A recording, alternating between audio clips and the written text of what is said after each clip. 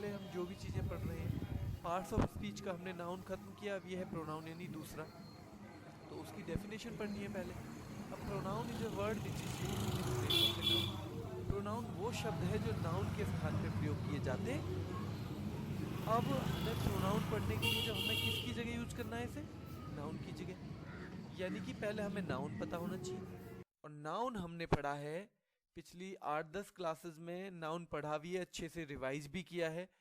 तो जिन्होंने अभी तक नहीं पढ़ा है नाउन, वो नाउन पढ़ लें, क्योंकि पूरा का पूरा चैप्टर जो है नाउन पे बेस्ड ही रहेगा। प्रोनाउन क्या है, नाउन की जगह शब्द जो यूज किए जाते हैं वो प्रोनाउन है, तो इसका मतलब नाउन का पता होना जरूरी है। तो देखिए यहां देखते हैं हम नाउन और प्रोनाउन का अंतर। रवि लिव्स इन मुंबई, रवि मुंबई में रहता है, रवि एक प्लेयर है, ठीक है। हमने दोनों जगह क्या यूज किया, नाम। हमने एक ही सेंटेंस में, यानी एक ही जगह कोई पैराग्राफ लिखा हो, एक ही सेंटेंस लिखा हो, उसमें हमने एक ही नाम 2 बार यूज किया, तो ये ना कई बार अच्छा नहीं लगता। जैसे हम कहें राम एक अच्छा लड़का है, राम रोजाना स्कूल जाता है, राम सुबह जल्दी उठता है, राम सुबह दौड़ने जाता है, तो बहुत मतलब ऑकवर्ड सा लगता है, बार बार वो ना चीजें भद्दी लगती हैं। तो क्या होना चाहिए सही, कि राम एक अच्छा लड़का है, वह सुबह जल्दी जगता है, वह सुबह घूमने जाता है, वह समय से स्कूल जाता है। यानी हमने राम का जो यूज है ना वो किया केवल एक बार। कितने बार, एक बार। उसके बाद हमने क्या यूज किया, वह शब्द, ठीक है। तो ऐसे Ravi lives in Mumbai, he is a player. ये जो रवि था ये किससे रिप्लेस कर दिया, ही से। Meena has lost her purse, Meena ने अपना पर्स खो दिया है, मीना इज क्राइंग, वो रो रही है। तो Meena has lost her purse, Meena का पर्स खो गया है, शी इज क्राइंग। अब दोबारा मीना लिखने की जरूरत नहीं है, ठीक है। ही किसके लिए यूज किया, एक व्यक्ति के लिए, एक पुरुष के लिए, यानी एक पुरुष के लिए क्या यूज करेंगे प्रोनाउन में, ही। और स्त्री के लिए क्या यूज करेंगे, शी, ठीक है। अभय सॉ द प्लेयर्स, अभय ने प्लेयर्स को देखा, the players were carrying bats in their hands. जो प्लेयर्स थे वो अपने हाथों में बैट लिए हुए थे। तो अभय सॉ द प्लेयर्स, अभय ने प्लेयर को देखा, प्लेयर्स को देखा, और वो ज्यादा है ना, ज्यादा के लिए, जब ज्यादा लोग हो तो उनके लिए क्या यूज करेंगे, दे, ठीक है। ही एक पुरुष के लिए, शी एक महिला के लिए, ज्यादा हो, चाहे लड़के हो चाहे लड़कियां हो चाहे दोनों मिक्स हो, उनके लिए यूज करते हैं दे, ठीक है। Mohan is playing, tell Mohan to study. Mohan खेल रहा है, मोहन से खेलने को, मोहन से पढ़ने को कहो। तो Mohan is playing, tell him. अब की बार क्या किया, हिम कर दिया उसका, ठीक है। अब हिम क्यों हुआ, कहीं हम ही कर रहे हैं, कहीं हम हिम। तो देखो हम इसे डिटेल में तो पढ़ेंगे, लेकिन हल्का सा आपको शुरू में ही बता दूं कि नाउन के हमने केस पढ़े थे ना, नाउन के हमने केस पढ़े थे नॉमिनेटिव, ऑब्जेक्टिव, हाँ, पजेसिव, और एक केस और कौन सा था, वोकेटिव। शाबाश।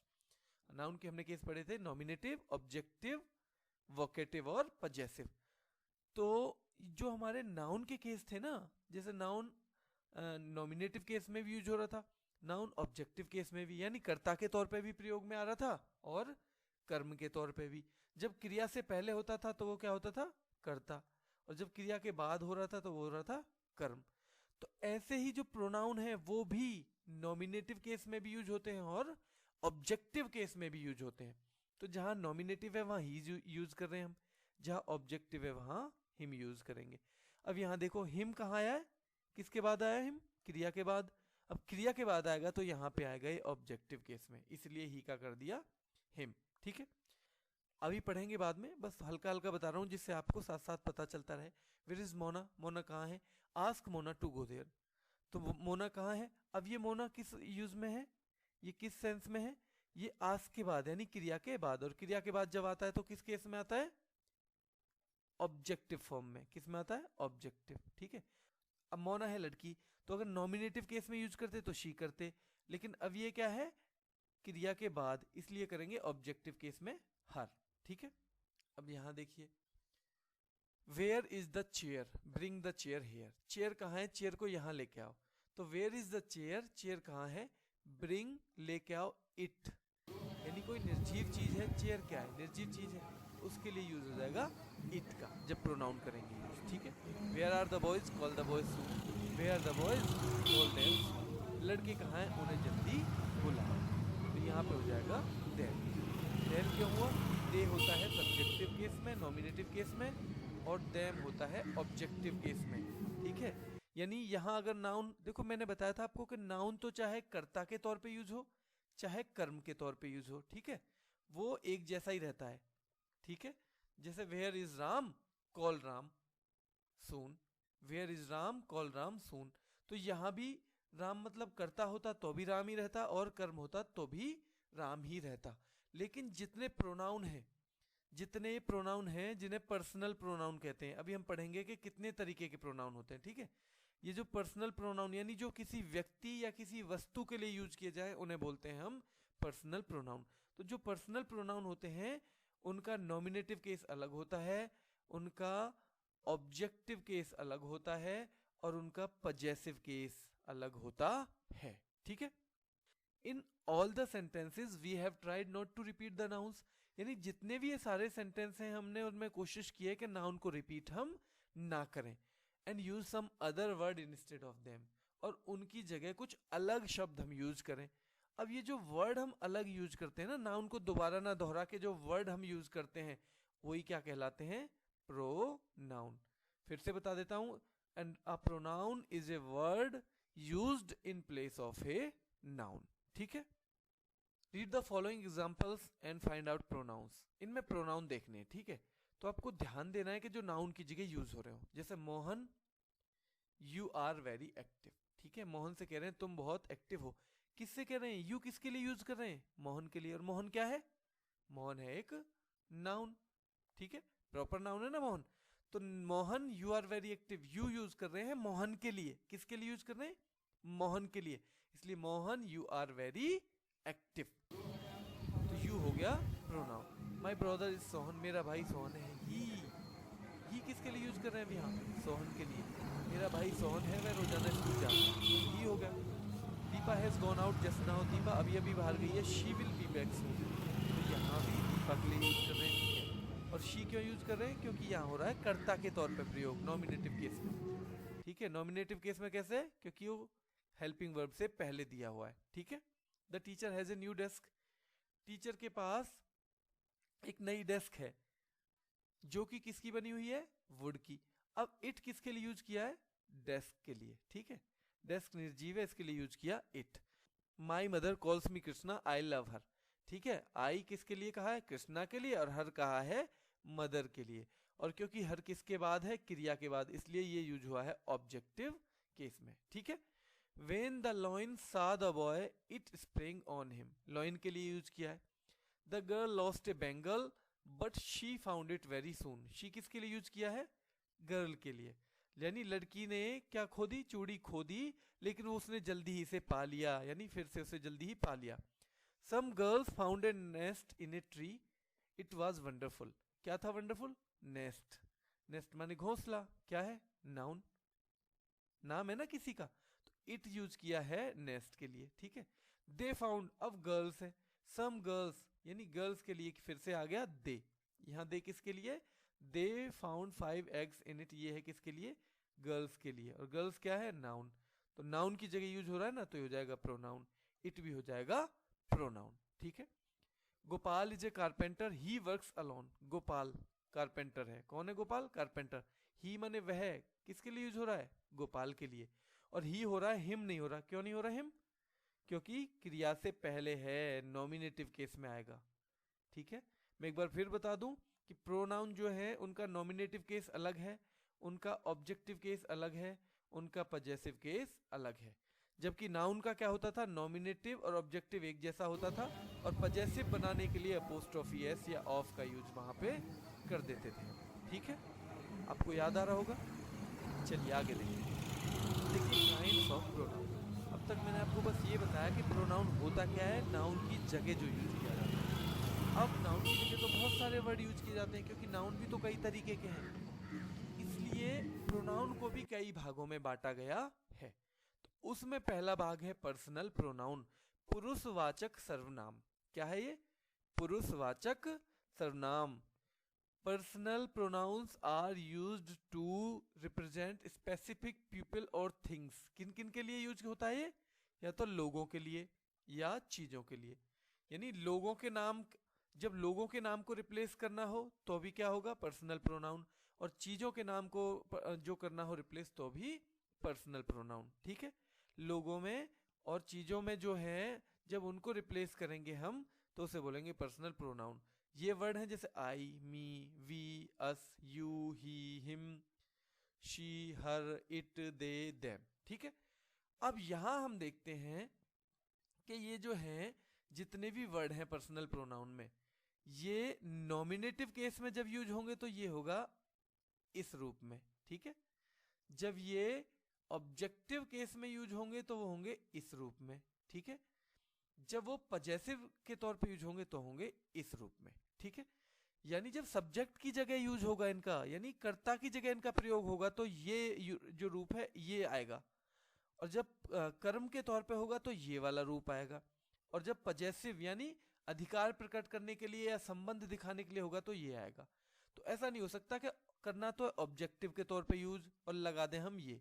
अब गलतियां भी पेपर में क्या आती हैं इससे, कि जहां ऑब्जेक्टिव यूज होना चाहिए वहां अगर हम लगा दें ये तो गलत है, और जहां सब्जेक्ट के तौर पे यानी जहां नॉमिनेटिव केस में यूज होना चाहिए अगर वहां ये लगा दें तो भी गलत है, और पजेसिव अगर इन दोनों की जगह लगा दें तो भी गलत है। यानी जो हमें चाहिए, अगर हमें सब्जेक्ट की जगह लगाना है तो सब्जेक्ट ही लगाओ, ऑब्जेक्ट की जगह लगाना है तो ऑब्जेक्ट ही लगाओ। ठीक है, आपके पास मान लो मोटरसाइकिल ही है, ठीक है, टायर अगला थोड़ा सा अलग होता है, पिछला अलग होता है, तो जो अगले टायर अगर खराब होगा तो अगले वाला ही लगना चाहिए ना, ऐसा तो नहीं है पीछे वाला टायर आगे लगा दो, और अगर पीछे वाला खराब होता है तो पीछे वाला ही लगना चाहिए। ठीक है, तो अब ये जो है ना पर्सनल प्रोनाउन ये सारे के सारे हैं, क्योंकि देखो ये कहीं ना कहीं किसके लिए, चीजों के लिए या किसके लिए, लोगों के लिए यूज होते हैं। तो इनको फिर पर्सन में बांटा हुआ है, फर्स्ट पर्सन। फर्स्ट पर्सन है आई और वी। फर्स्ट माने फर्स्ट कौन मानते हैं, हम अपने आप को मानते हैं ना, फर्स्ट तो हम अपने आप को ही मानेंगे। ठीक है, सेकंड जो है सामने वाला, और थर्ड पर्सन वो है ही, शी, इट, दे। ठीक है, ही, सी, इट, दे ये आ जाएगा थर्ड पर्सन में। तो आई और वी जब सब्जेक्ट के तौर पे यूज करना हो, मैं या हम, तो यूज होगा आई और वी। ऑब्जेक्ट के तौर पे यानी मी, मुझे या हमें, ये हो जाएगा मुझे या हमें। यानी जब ऑब्जेक्ट के तौर पे यूज होगा तो हम आई वी यूज नहीं करेंगे, फिर हम करेंगे मी और अस, और सब्जेक्ट के तौर पे यूज होगा तो हम आई और वी यूज करेंगे और मी और अस को हम यूज नहीं करेंगे। ऐसे ही जब पजेसिव के तौर पे यूज होगा तो माइन और अवर्स होगा। देखो दो चीज होती है पजेसिव में, पजेसिव एडजेक्टिव भी होता है और पजेसिव प्रोनाउन भी होता है। तो एडजेक्टिव क्या होता है, जब ये नाउन से पहले आए, जब नाउन से पहले आए तो ये होता है पजेसिव। ठीक है, और नाउन से पहले ना आए तो होता है प्रोनाउन। इसका अंतर जब हम दोनों चैप्टर पढ़ लेंगे, ये प्रोनाउन का भी और एडजेक्टिव का, तब बिल्कुल क्लियर हो जाएगा। अभी जितने से आपका काम चलेगा मैं साथ साथ बताता चलूंगा। ठीक है, सेकंड पर्सन होता है यू, इसका ऑब्जेक्ट भी यू होता है। ठीक है, यानी सब्जेक्ट के तौर पे यूज होगा तो भी वर्ड यू ही होगा, ऑब्जेक्ट के तौर पे प्रयोग होगा तो भी यू होगा, पर्सनल पजेसिव प्रोनाउन के तौर पे यूज होगा तो हो जाएगा योर्स। ठीक है, अब है ही का ऑब्जेक्ट हिम है और पजेसिव है हिज, शी का हर और हर्स, इट का इट और इसका पजेसिव प्रोनाउन होता नहीं है, दे का देम, देयर्स। ठीक है, देम, देयर्स। तो हमें ध्यान रखना है, अगर कर्ता के तौर पे यूज होना है तो ये, कर्म के तौर पे यूज होना है तो ये, और पजेसिव प्रोनाउन के तौर पे यूज होना है तो ये। ठीक है, अब एक महत्वपूर्ण चीज और जो रह गई है, आई जो है ये देखो आई है, वी क्या होगा, सिंगुलर है प्लूरल, प्लूरल होगा नहीं होगा।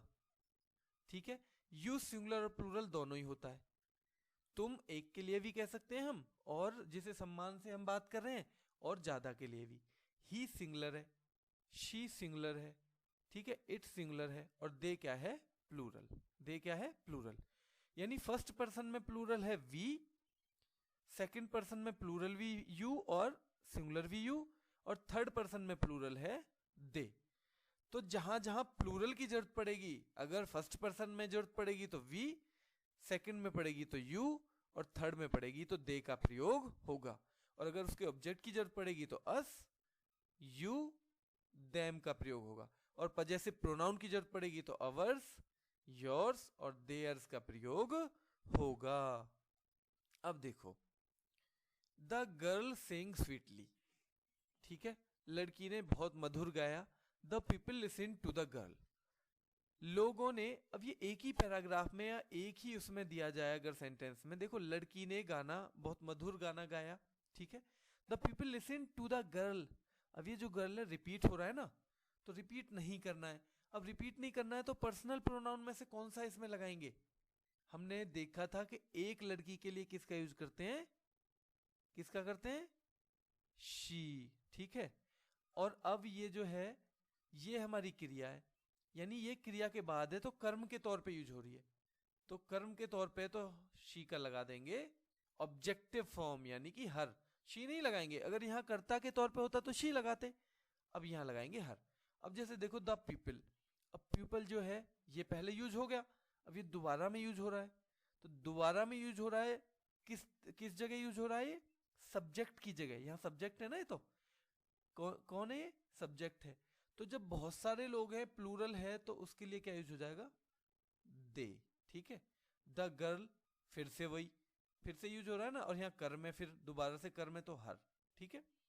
द पीपल फिर से वही, दे दे गेव, द गर्ल की जगह यहां भी हो जाएगा हर मनी, ठीक है। यानी जब जब एक लड़की आएगी उसके लिए हम अगर प्रोनाउन लगाएंगे तो शी और हर लगाएंगे। क्या लगाएंगे, शी और हर। शी कहाँ लगाएंगे, जब वो सब्जेक्ट के तौर पे यूज होगी, और हर लगाएंगे जब वो ऑब्जेक्ट के तौर पे यूज होगी। अब जब पेपर आएगा ना तो उसमें क्या करेंगे, सब्जेक्ट के तौर पे यूज होगा लेकिन हर लगा देंगे, या ऑब्जेक्ट के तौर पे यूज होगा लेकिन क्या लगा देंगे, शी। तो दोनों ही स्थिति में गलत हो जाएगा। अब पीपल माने थर्ड फॉर्म, यानी थर्ड पर्सन, हम अपने बारे में तो बात नहीं कर रहे, तुम्हारे में भी नहीं कर रहे, लोगों के बारे में बात कर रहे हैं, तो यह थर्ड पर्सन। तो जब यहाँ थर्ड पर्सन का क्या है, प्लूरल, थर्ड पर्सन है ये और बहुत सारे लोग हैं। अब यहाँ है पीपल, पीपल माने बहुत सारे लोग, इसके लिए यूज करेंगे दे। इसमें मैं नहीं हूँ, अगर मैं भी होता तो मैं शामिल होना चाहिए था, यानी आई नहीं है इसमें, भी नहीं है, यू भी नहीं है, ये जाएगा थर्ड पर्सन में। हम किन्हीं लोगों की बात कर रहे हैं, जब किन्हीं लोगों की कर रहे हैं तो थर्ड पर्सन में हम देखेंगे कि प्लूरल क्या है, क्योंकि ये प्लूरल है तो इसकी जगह आने वाला प्रोनाउन भी प्लूरल ही होगा। लड़की सिंगुलर है तो इसकी जगह आने वाली जो प्रोनाउन है वो भी सिंगुलर ही होगा, ठीक है। दीज सोल्जर्स आर वाउंडेड, ये जो सोल्जर्स हैं वो क्या हैं, घायल हैं। These soldiers must go to hospital, फिर से सोल्जर, ठीक है।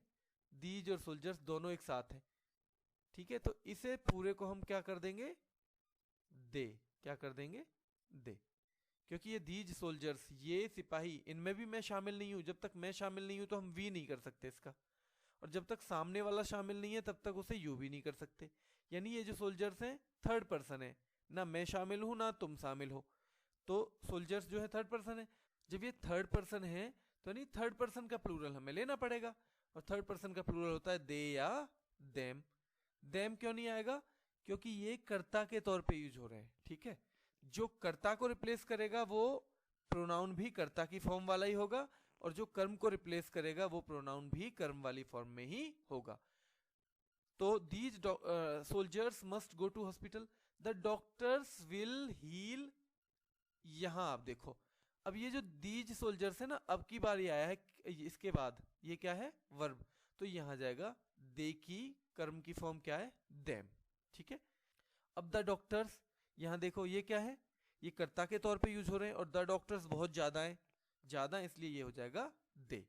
विल नॉट मेक, अब यहां फिर क्या है, देम, क्योंकि सोल्जर्स के लिए भी, ये भी थर्ड पर्सन है तो इनके लिए भी दे का यूज होगा, और ये भी थर्ड पर्सन है इनके लिए भी दे का यूज होगा। लेकिन ये जो कर्ता के तौर पे है तो ये तो दे ही यूज हो जाएगा, और ये कर्म के तौर पे है तो इनमें दे की कौन सी फॉर्म यूज होगी, ऑब्जेक्टिव फॉर्म, और जो दे की ऑब्जेक्टिव फॉर्म है वो है देम, ठीक है। A girl so a mango, the girl she हो जाएगा क्योंकि करता है। So the mango, the girl, ये भी शी, दोबारा she said. The mango, mango पहले यूज हो गया ना। अच्छा, a girl so a mango, the girl wanted it. अब मैंगो क्या है, एक है, इट हो जाएगा यहां भी, ठीक है। इट, यहां भी इट हो जाएगा, इट इज राइप, ठीक है। द गर्ल टुक, फिर यहां पे फिर से द गर्ल को she took the mango, the girl took the mango का हो जाएगा इट। ठीक है, तो गर्ल का क्या हो गया, शी टुक इट। ठीक। वीना सॉ अरुण, वीना ने अरुण को देखा।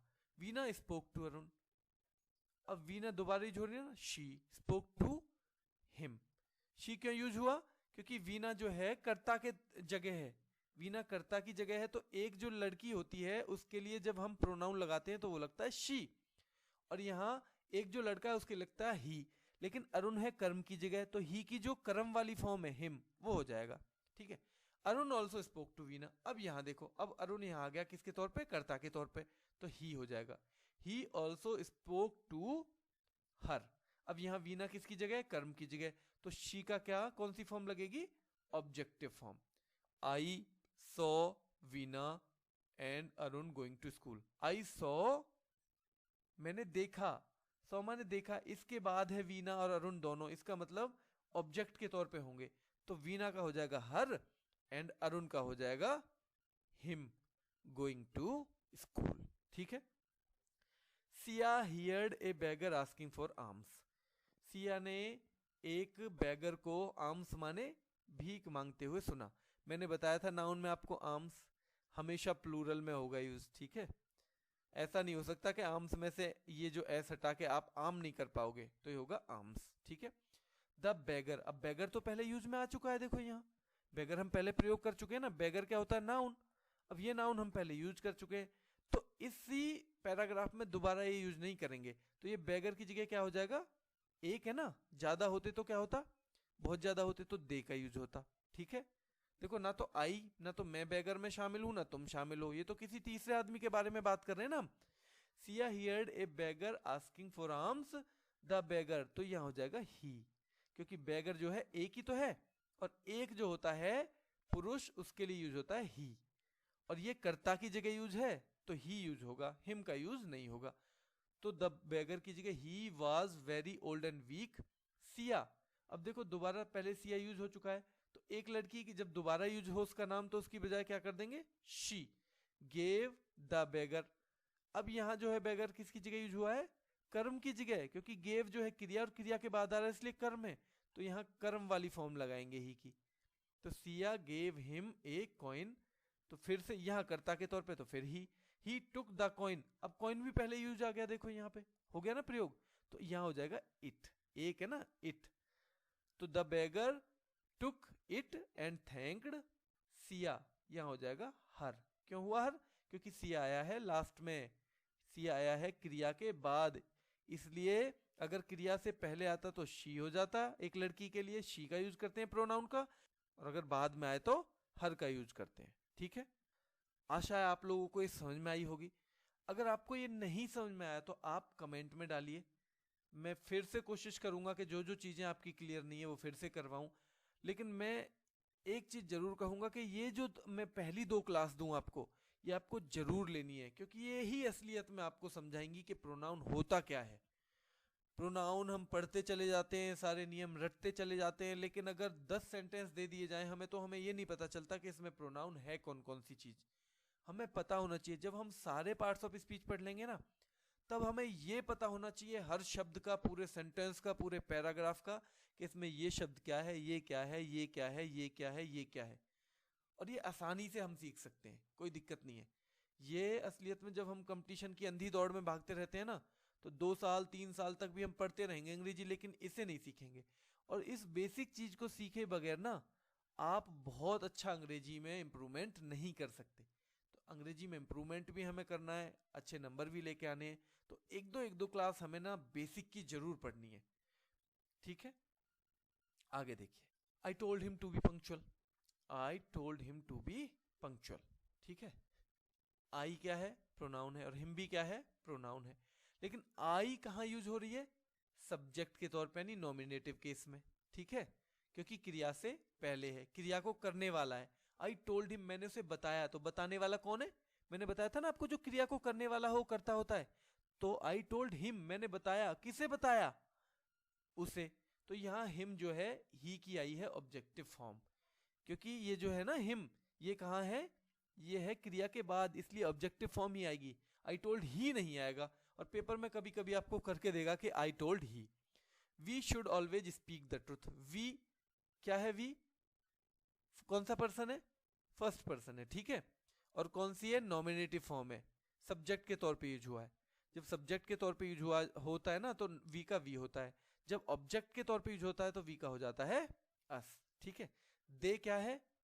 थर्ड पर्सन है और प्लूरल है ना। डिड नॉट हेल्प अस, अभी अस क्या है? ये वी का है क्या? Objective form. तो अस क्यों लगाया है, वी क्यों नहीं लगाया? इसलिए लगाया क्योंकि ये क्रिया के बाद में आ रहा है। किसके बाद में आ रहा है? क्रिया के। और क्रिया के बाद जो चीज आती है वो होती है ऑब्जेक्ट, और क्रिया से पहले जो आती है वो होती है सब्जेक्ट। तो दे तो रहेगा सब्जेक्ट के तौर पे और अस रहेगा ऑब्जेक्ट के तौर पे, ठीक है। वाई आर यू क्राइंग, तुम क्यों रो रहे हो, क्यों चिल्ला रहे हो, यहाँ यू है, ठीक है। तो यहाँ पे यू क्या है? सब्जेक्ट। क्राई करने वाला कौन है? यू, यानी सब्जेक्ट है, तो इसलिए यू की फॉर्म यू ही रहेगी। देखो यू की दोनों फॉर्म एक ही होती हैं, सब्जेक्ट भी और ऑब्जेक्ट भी। अब यहाँ पेपर में आ जाए, मान लो छोटे किसी एग्जाम में आ जाए कि ये यू सब्जेक्ट है या ऑब्जेक्ट, तो आप क्या बताओगे? आप देखो why are you crying, cry करने का काम कौन कर रहा है?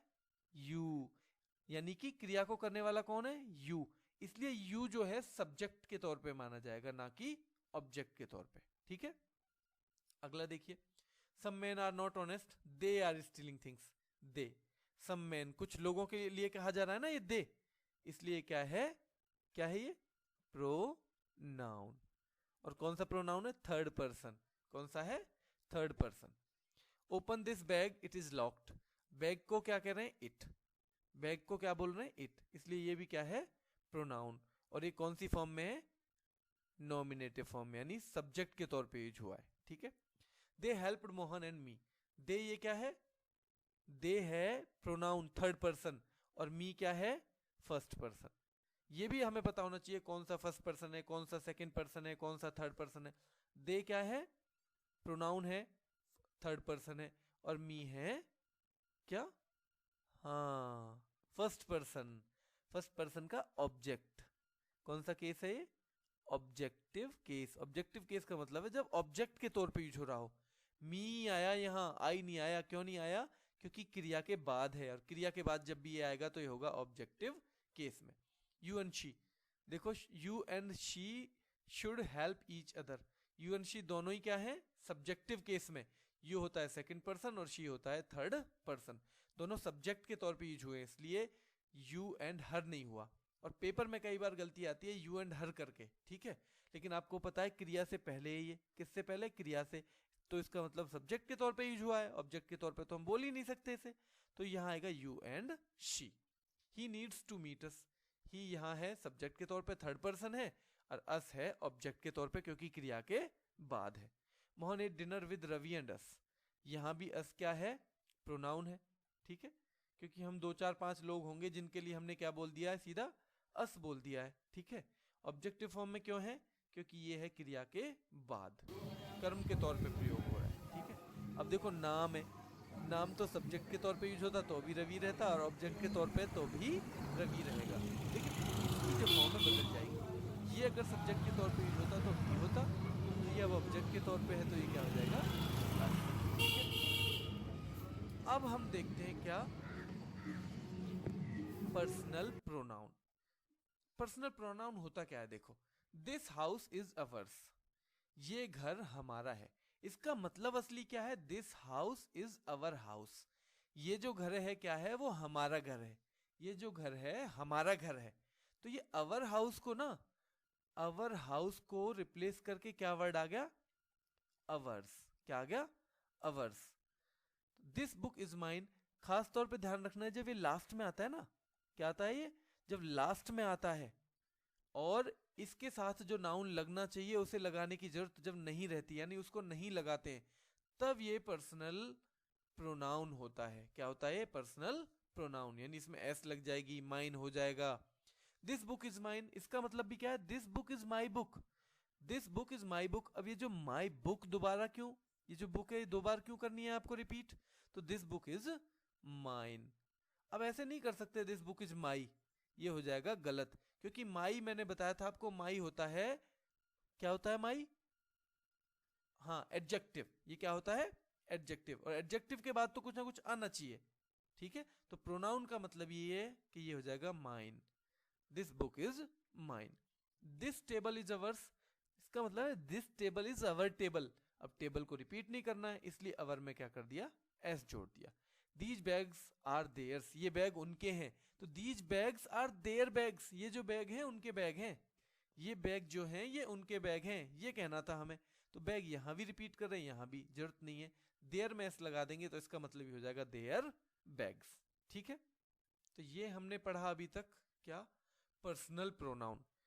मुझे लग रहा है आपको ध्यान में बिल्कुल आ गया होगा, समझ गए होगे आप। बस ध्यान रखना है, दो तीन चीजें पर्सनल प्रोनाउन में ध्यान रखनी है। पर्सन, कौन सा पर्सन है, क्योंकि आगे भी काम आने वाला है। फर्स्ट, सेकंड, थर्ड, ठीक है। प्लस सब्जेक्टिव केस क्या है, और ऑब्जेक्टिव केस क्या है, और पजेसिव केस क्या है, ठीक है। सब्जेक्ट के तौर पे यूज होगा तो क्या होगा, ऑब्जेक्ट के तौर पे यूज होगा तो क्या होगा, और पजेसिव के तौर पे यूज होगा तो क्या होगा। ये दो तीन चीजें आपको याद करनी है। पजेसिव प्रोनाउन, देखो अधिकारवाचक सर्वनाम, वर्ड्स विच शो पजेशन और रिलेशनशिप ऑफ ए पर्सन और थिंग विद अनदर पर्सन और थिंग, यानी ऐसे शब्द जो एक व्यक्ति या वस्तु की जो रिलेशनशिप है ना, उसका संबंध, या किसी का पजेशन माने अधिकार दूसरे व्यक्ति या वस्तु पे दिखाते हैं, उसे क्या बोलते हैं? हाँ, पजेसिव प्रोनाउन। जैसे mine, ours, yours, his, hers, theirs etcetera. ये जो है मैंने आपको पिछले रूल के साथ ही पढ़ा दिया, इसलिए अलग से पढ़ने की जरूरत है ही नहीं। अब ये बस आपको ये पता होना चाहिए कि ये जो है क्या है? पजेसिव प्रोनाउन, ठीक है। क्योंकि जो अधिकार प्रकट करने के लिए कोई किसी चीज पे, ये जो है उसे रिप्लेस कर देते हैं। मेरी बुक को माइन हो जाता है सिंपल, हमारी किताब अवर्स हो जाती है, ठीक है। नंबर 3, डेमोन्स्ट्रेटिव प्रोनाउन, संकेतवाचक सर्वनाम। अब संकेत हम अगर करते हैं तो देखो किस चीज की तरफ संकेत करें, या तो व्यक्तियों की तरफ, या स्थानों की तरफ, या चीजों की तरफ। तो ये 4 वर्ड हैं स्पेसिफिक केवल। दिस माने यह, दैट माने वह, यानी नजदीक की चीज के लिए दिस और दूर की चीज के लिए दैट। ऐसे ही दीज माने ये और दोज माने वो, नजदीक की चीज के लिए दीज और दूर के लिए दोज। तो इसका मतलब क्या हो गया? दिस एंड दैट तो है सिंगुलर, और दीज एंड दोज हैं प्लूरल, और दिस और दीज तो होते हैं पास की चीजों के लिए, और दैट और दोज होता है दूर की चीजों के लिए, ठीक है। अब इसमें एक गलती जो कॉमन देता है पेपर में, दिस के बाद, दिस माने यह, अब यह का मतलब है कि इसके बाद क्या आना चाहिए? सिंगुलर आनी चाहिए, कोई भी चीज क्या आनी चाहिए? सिंगुलर, एक वचन में। और दीज और दोज के बाद आनी चाहिए प्लूरल। तो कई बार क्या आता है पेपर में कि दिस एप्पल्स कर देगा, ठीक है, दिस टेबल्स कर देगा, या दैट के साथ प्लूरल लगा देगा, तो गलत है। और ऐसे ही इनके साथ आना चाहिए प्लूरल, क्योंकि ये है प्लूरल। ये क्या वर्ड है? प्लूरल। ये वो, ये वो तो हम किसके लिए बोलेंगे? प्लूरल के लिए बोलेंगे ना। तो इनके साथ जो है आना चाहिए प्लूरल, लेकिन इनके साथ क्या लगा देगा? These Apple. अब दीज एप्पल कैसे होगा? ये एप्पल्स आएगा। जब ये वर्ड प्लूरल है तो इसके बाद नाउन भी कोई भी प्लूरल ही आएगा, ठीक है। दीज बॉय, दीज बॉय कैसे हो सकता है? ये लड़का, ये लड़का थोड़ी हो सकता है, ये लड़के, क्या होगा? ये लड़के, ठीक है। तो मुझे आशा है कि आपको आज प्रोनाउन समझ में आया होगा। थोड़ा थोड़ा सा तो प्रोनाउन ये समझ में आ जाए कि प्रोनाउन होता क्या है, ठीक है। यानी जिस भी नाउन को, यानी अगर कोई भी वर्ड नाउन को रिप्लेस करता है ना, तो वो हो जाएगा क्या? प्रोनाउन। नाउन को रिप्लेस करना चाहिए वो, ठीक है। और फिर प्रोनाउन में भी अलग अलग तरीके हैं, तो 3 हमने आज पढ़े हैं। पर्सनल प्रोनाउन, किसी व्यक्ति या वस्तु के लिए जो यूज होते हैं, ठीक है, हम पढ़ते आए बचपन से ही, बस उनका प्रयोग हमें ढंग से नहीं आता था। पजेसिव प्रोनाउन, अधिकारवाचक सर्वनाम, वो भी उससे ही रिलेटेड है। वो भी सारे के सारे वर्ड कौन से हैं? वही जो कि पर्सनल प्रोनाउन में आ रहे थे, ठीक है। और एक डेमोन्स्ट्रेटिव माने क्या है? संकेतवाचक। तो संकेत तो यही तो होता है, ये, वो, यह, वह। तो ये 4 ही वर्ड रहेंगे। दिस और दैट भी मैंने आपको बताया, दीज एंड दोज भी आपको बताया। तो ये आप एक बार ना ढंग से आप इसके नोट्स अगर बनाने, कुछ कुछ चीजों के नोट्स भी बना लेना, तो अच्छी तरह से इसमें आपको स्टडी करनी है और पूरी तरह से आपको ये समझना है। अगर समझ में ना आए तो आपको क्या करना है? कमेंट में डालना है कि भैया ये चीज मुझे समझ में नहीं आई है। लुकिंग इनवर्ड, प्रोसेस माने होता है कोई प्रक्रिया, लुकिंग इनवर्ड अंदर की तरफ देखने की, अंदर की तरफ देखने की यानी अपने अंदर, किसके अंदर, अपने अंदर, अपने अंदर जो झांकना है उसे बोलते हैं इंट्रोस्पेक्शन। इंस्पेक्शन तो क्या होता है, देखो इंस्पेक्शन माने कहीं की जांच करना, ठीक है, और इंट्रो माने अंदर, कहां पे, अपने अंदर, अपने अंदर देखना, ठीक है। Act or notion to look back in the past, अब ये क्या है, पास्ट में देखना, भूतकाल में। Act or notion to look back in the past. अब देखिए इंस्पेक्शन माने वही झांकना, देखना, और रेट्रो माने होता है वापस, यानी पिछले टाइम में जो बीत गया टाइम। तो इंट्रो माने अपने अंदर, इन माने अंदर, और रेट्रो माने अपने पीछे, यानी जो हमारी जिंदगी चली गई है उसमें पीछे झांकना, उसे बोलते हैं रेट्रोस्पेक्शन, ठीक है। 43 the result of match where neither side wins. Result माने परिणाम, मैच का वो परिणाम जहां कोई सी भी साइड नहीं जीतती है।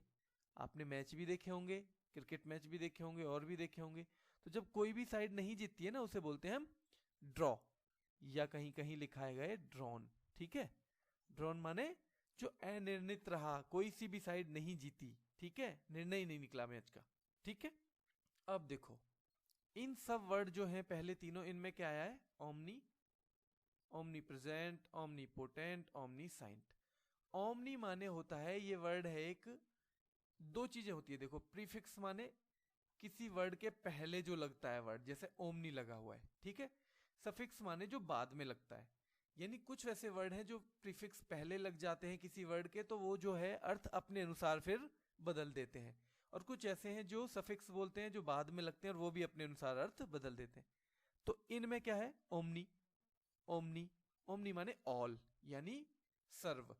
प्रेजेंट माने, ओमनी माने ऑल, हर जगह, प्रेजेंट माने उपस्थित है, तो जो हर जगह उपस्थित है तो ये क्या होगा, one who is present everywhere. Who is present, present ये लिखा हुआ है, एवरीवेयर की ओमनी, तो ओमनी प्रेजेंट माने जो हर जगह उपस्थित है।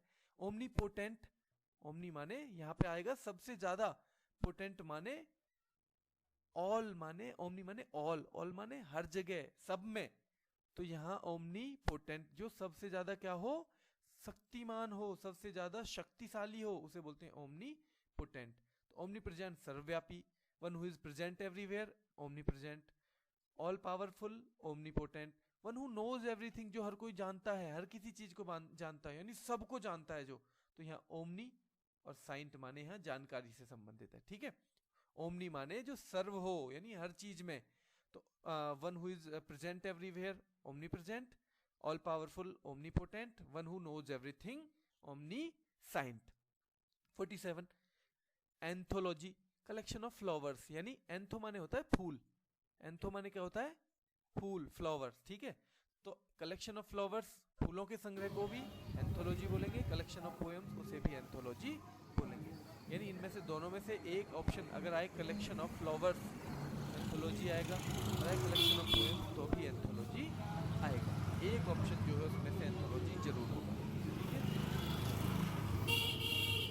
49 एनिमल विद 2 फीट, बाय। देखो बाय माने दो रहेगा, जहां भी बाई आएगा, बाई माने दो। बाईपैड बोलते हैं दो पहिया जानवर को, यानी दो पहिया, दो पैरों वाले जानवर को, ठीक है। और एनिमल विद 4 फीट, क्वाड्रापैड, ठीक है। क्वाड्रा जहां भी वर्ड आएगा वो होगा चार के लिए, किसके लिए, चार के लिए, और बाई जो होगा दो के लिए। जैसे दो शादी होती है वहां भी बोलेंगे बाय, और गैमी माने शादी करना, ठीक है। बाय गैमी, ये हम पूरा आगे पढ़ेंगे, बाय गैमी वगैरह। तो बाय माने जहां भी दो हो, और क्वाड्रा माने जहां भी चार हो। Care taker of a public building, public building है कोई, इसका केयर टेकर जो होता है उसे बोलते हैं कस्टोडियन। कस्टोडियन माने होता है संरक्षक, तो उसकी तो संरक्षक, उसका संरक्षक ही होगा ना ऐसी बिल्डिंग का, तो उसे बोलेंगे custodian.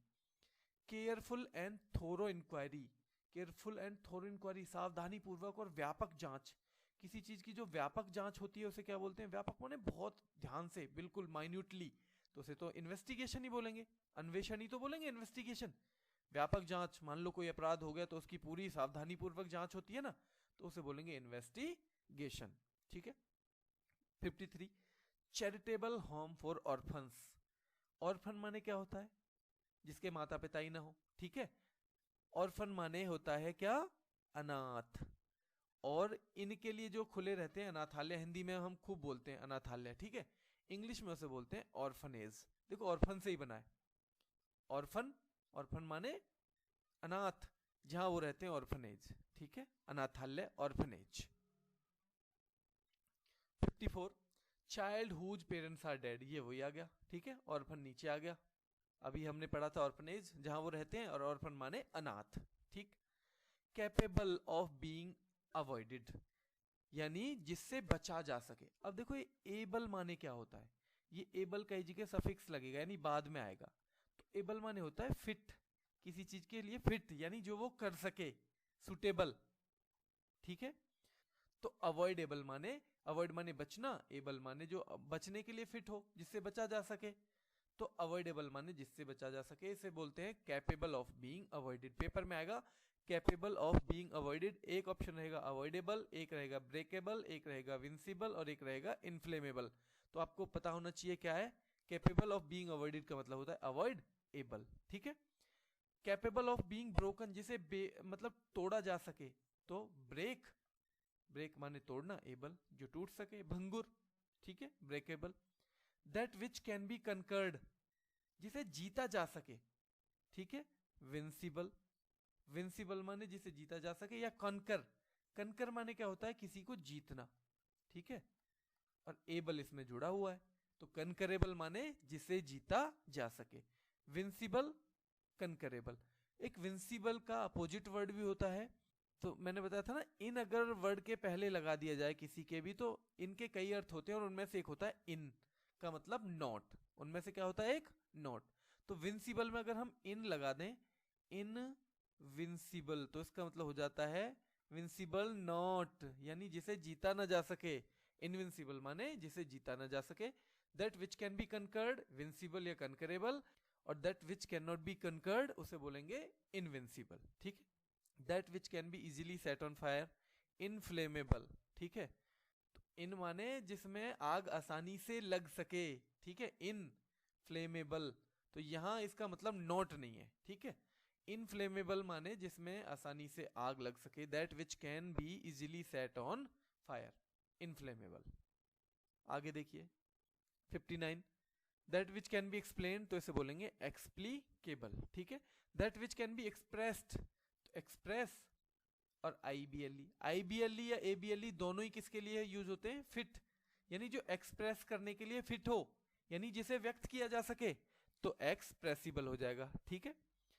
Capable of being heard, Audible, audio क्या होता है ना ऑडियो, आवाज के लिए बोलते हैं ना, ऑडिबल यानी जिसे सुना जा सके, ठीक है।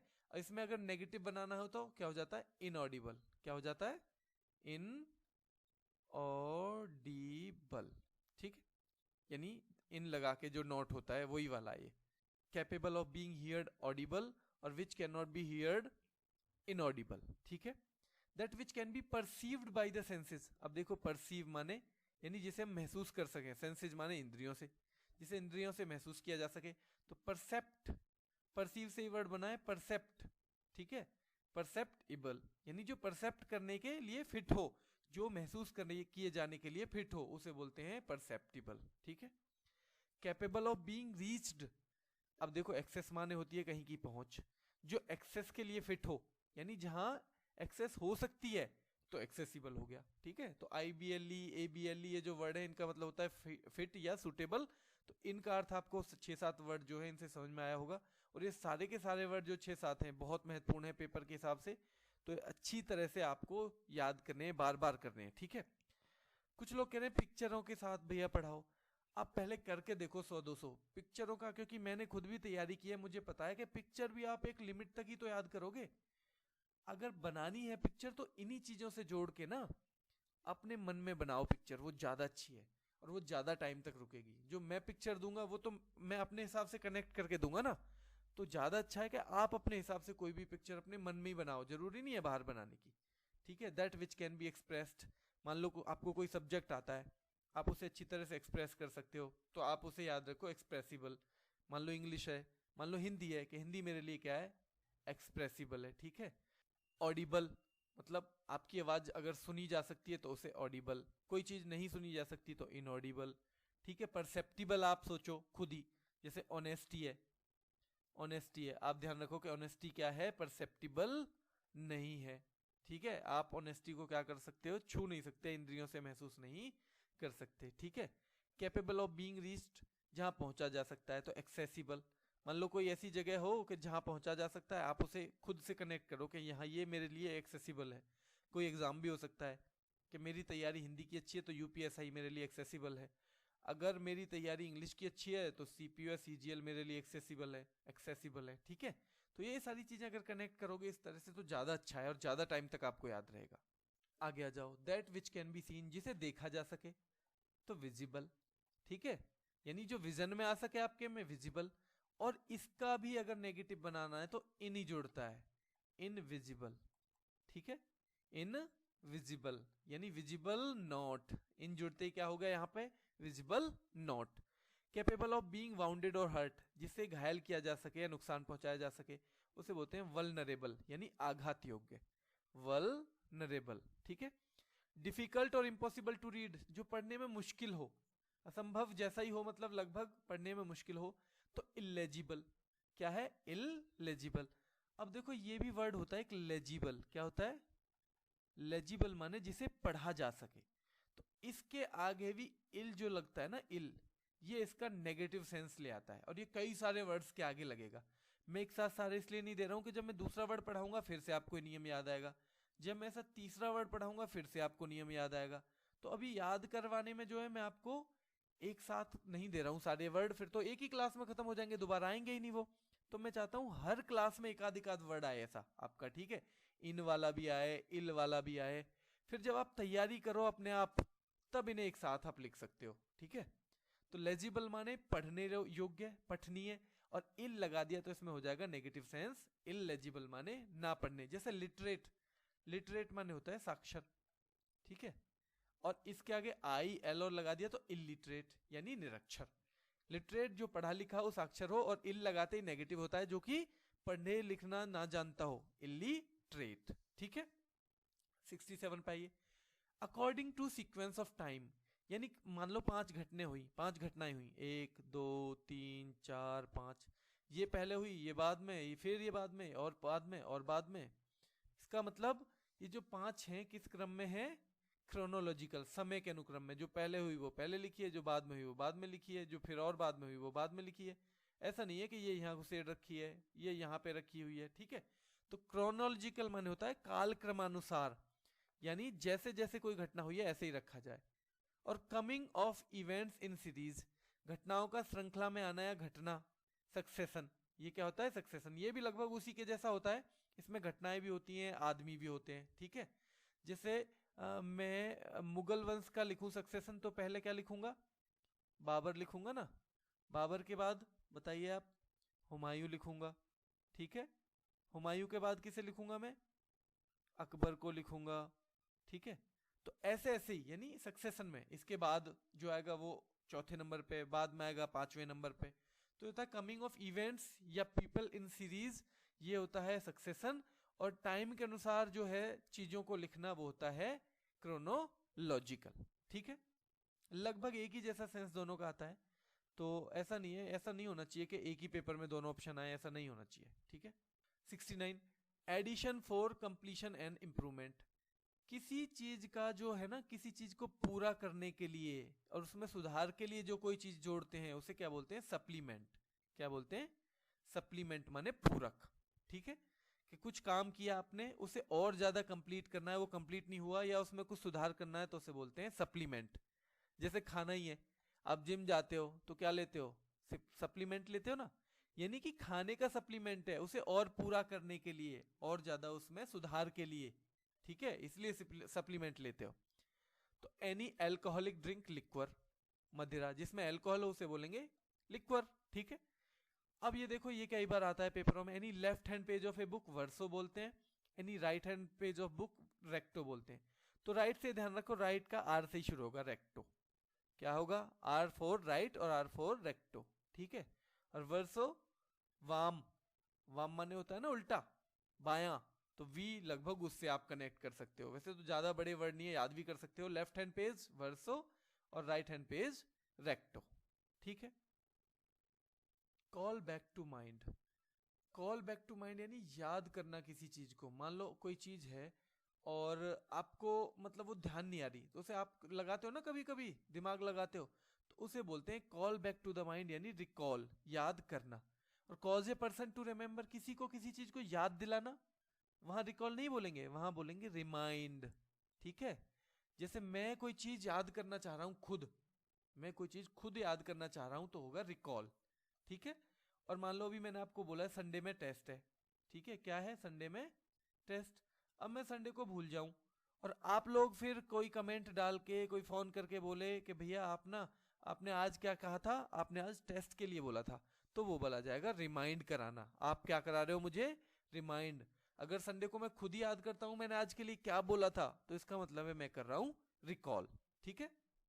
अब देखो मैनीफेस्टो, मैनी माने बहुत सारे, ठीक है, मैनी माने बहुत, और फेस्टो फेस्टिवल मान लो इसे, तो बहुत सारे जो त्योहार, एक तरह से यानी त्योहार की तरह घोषणाएं होती है ना उस पे, जैसे त्योहार पे हमारे मजे आते हैं ना, बहुत आनंद, ऐसे ही घोषणाएं होती हैं उसमें भी जी, ये करवा दूंगा, ये करवा दूंगा, ये हो जाएगा, ये इतनी सड़क बन जाएगी, इतने नल लग जाएंगे आपके यहाँ, आपको घर के लिए इंदिरा आवास योजना मिल जाएगी।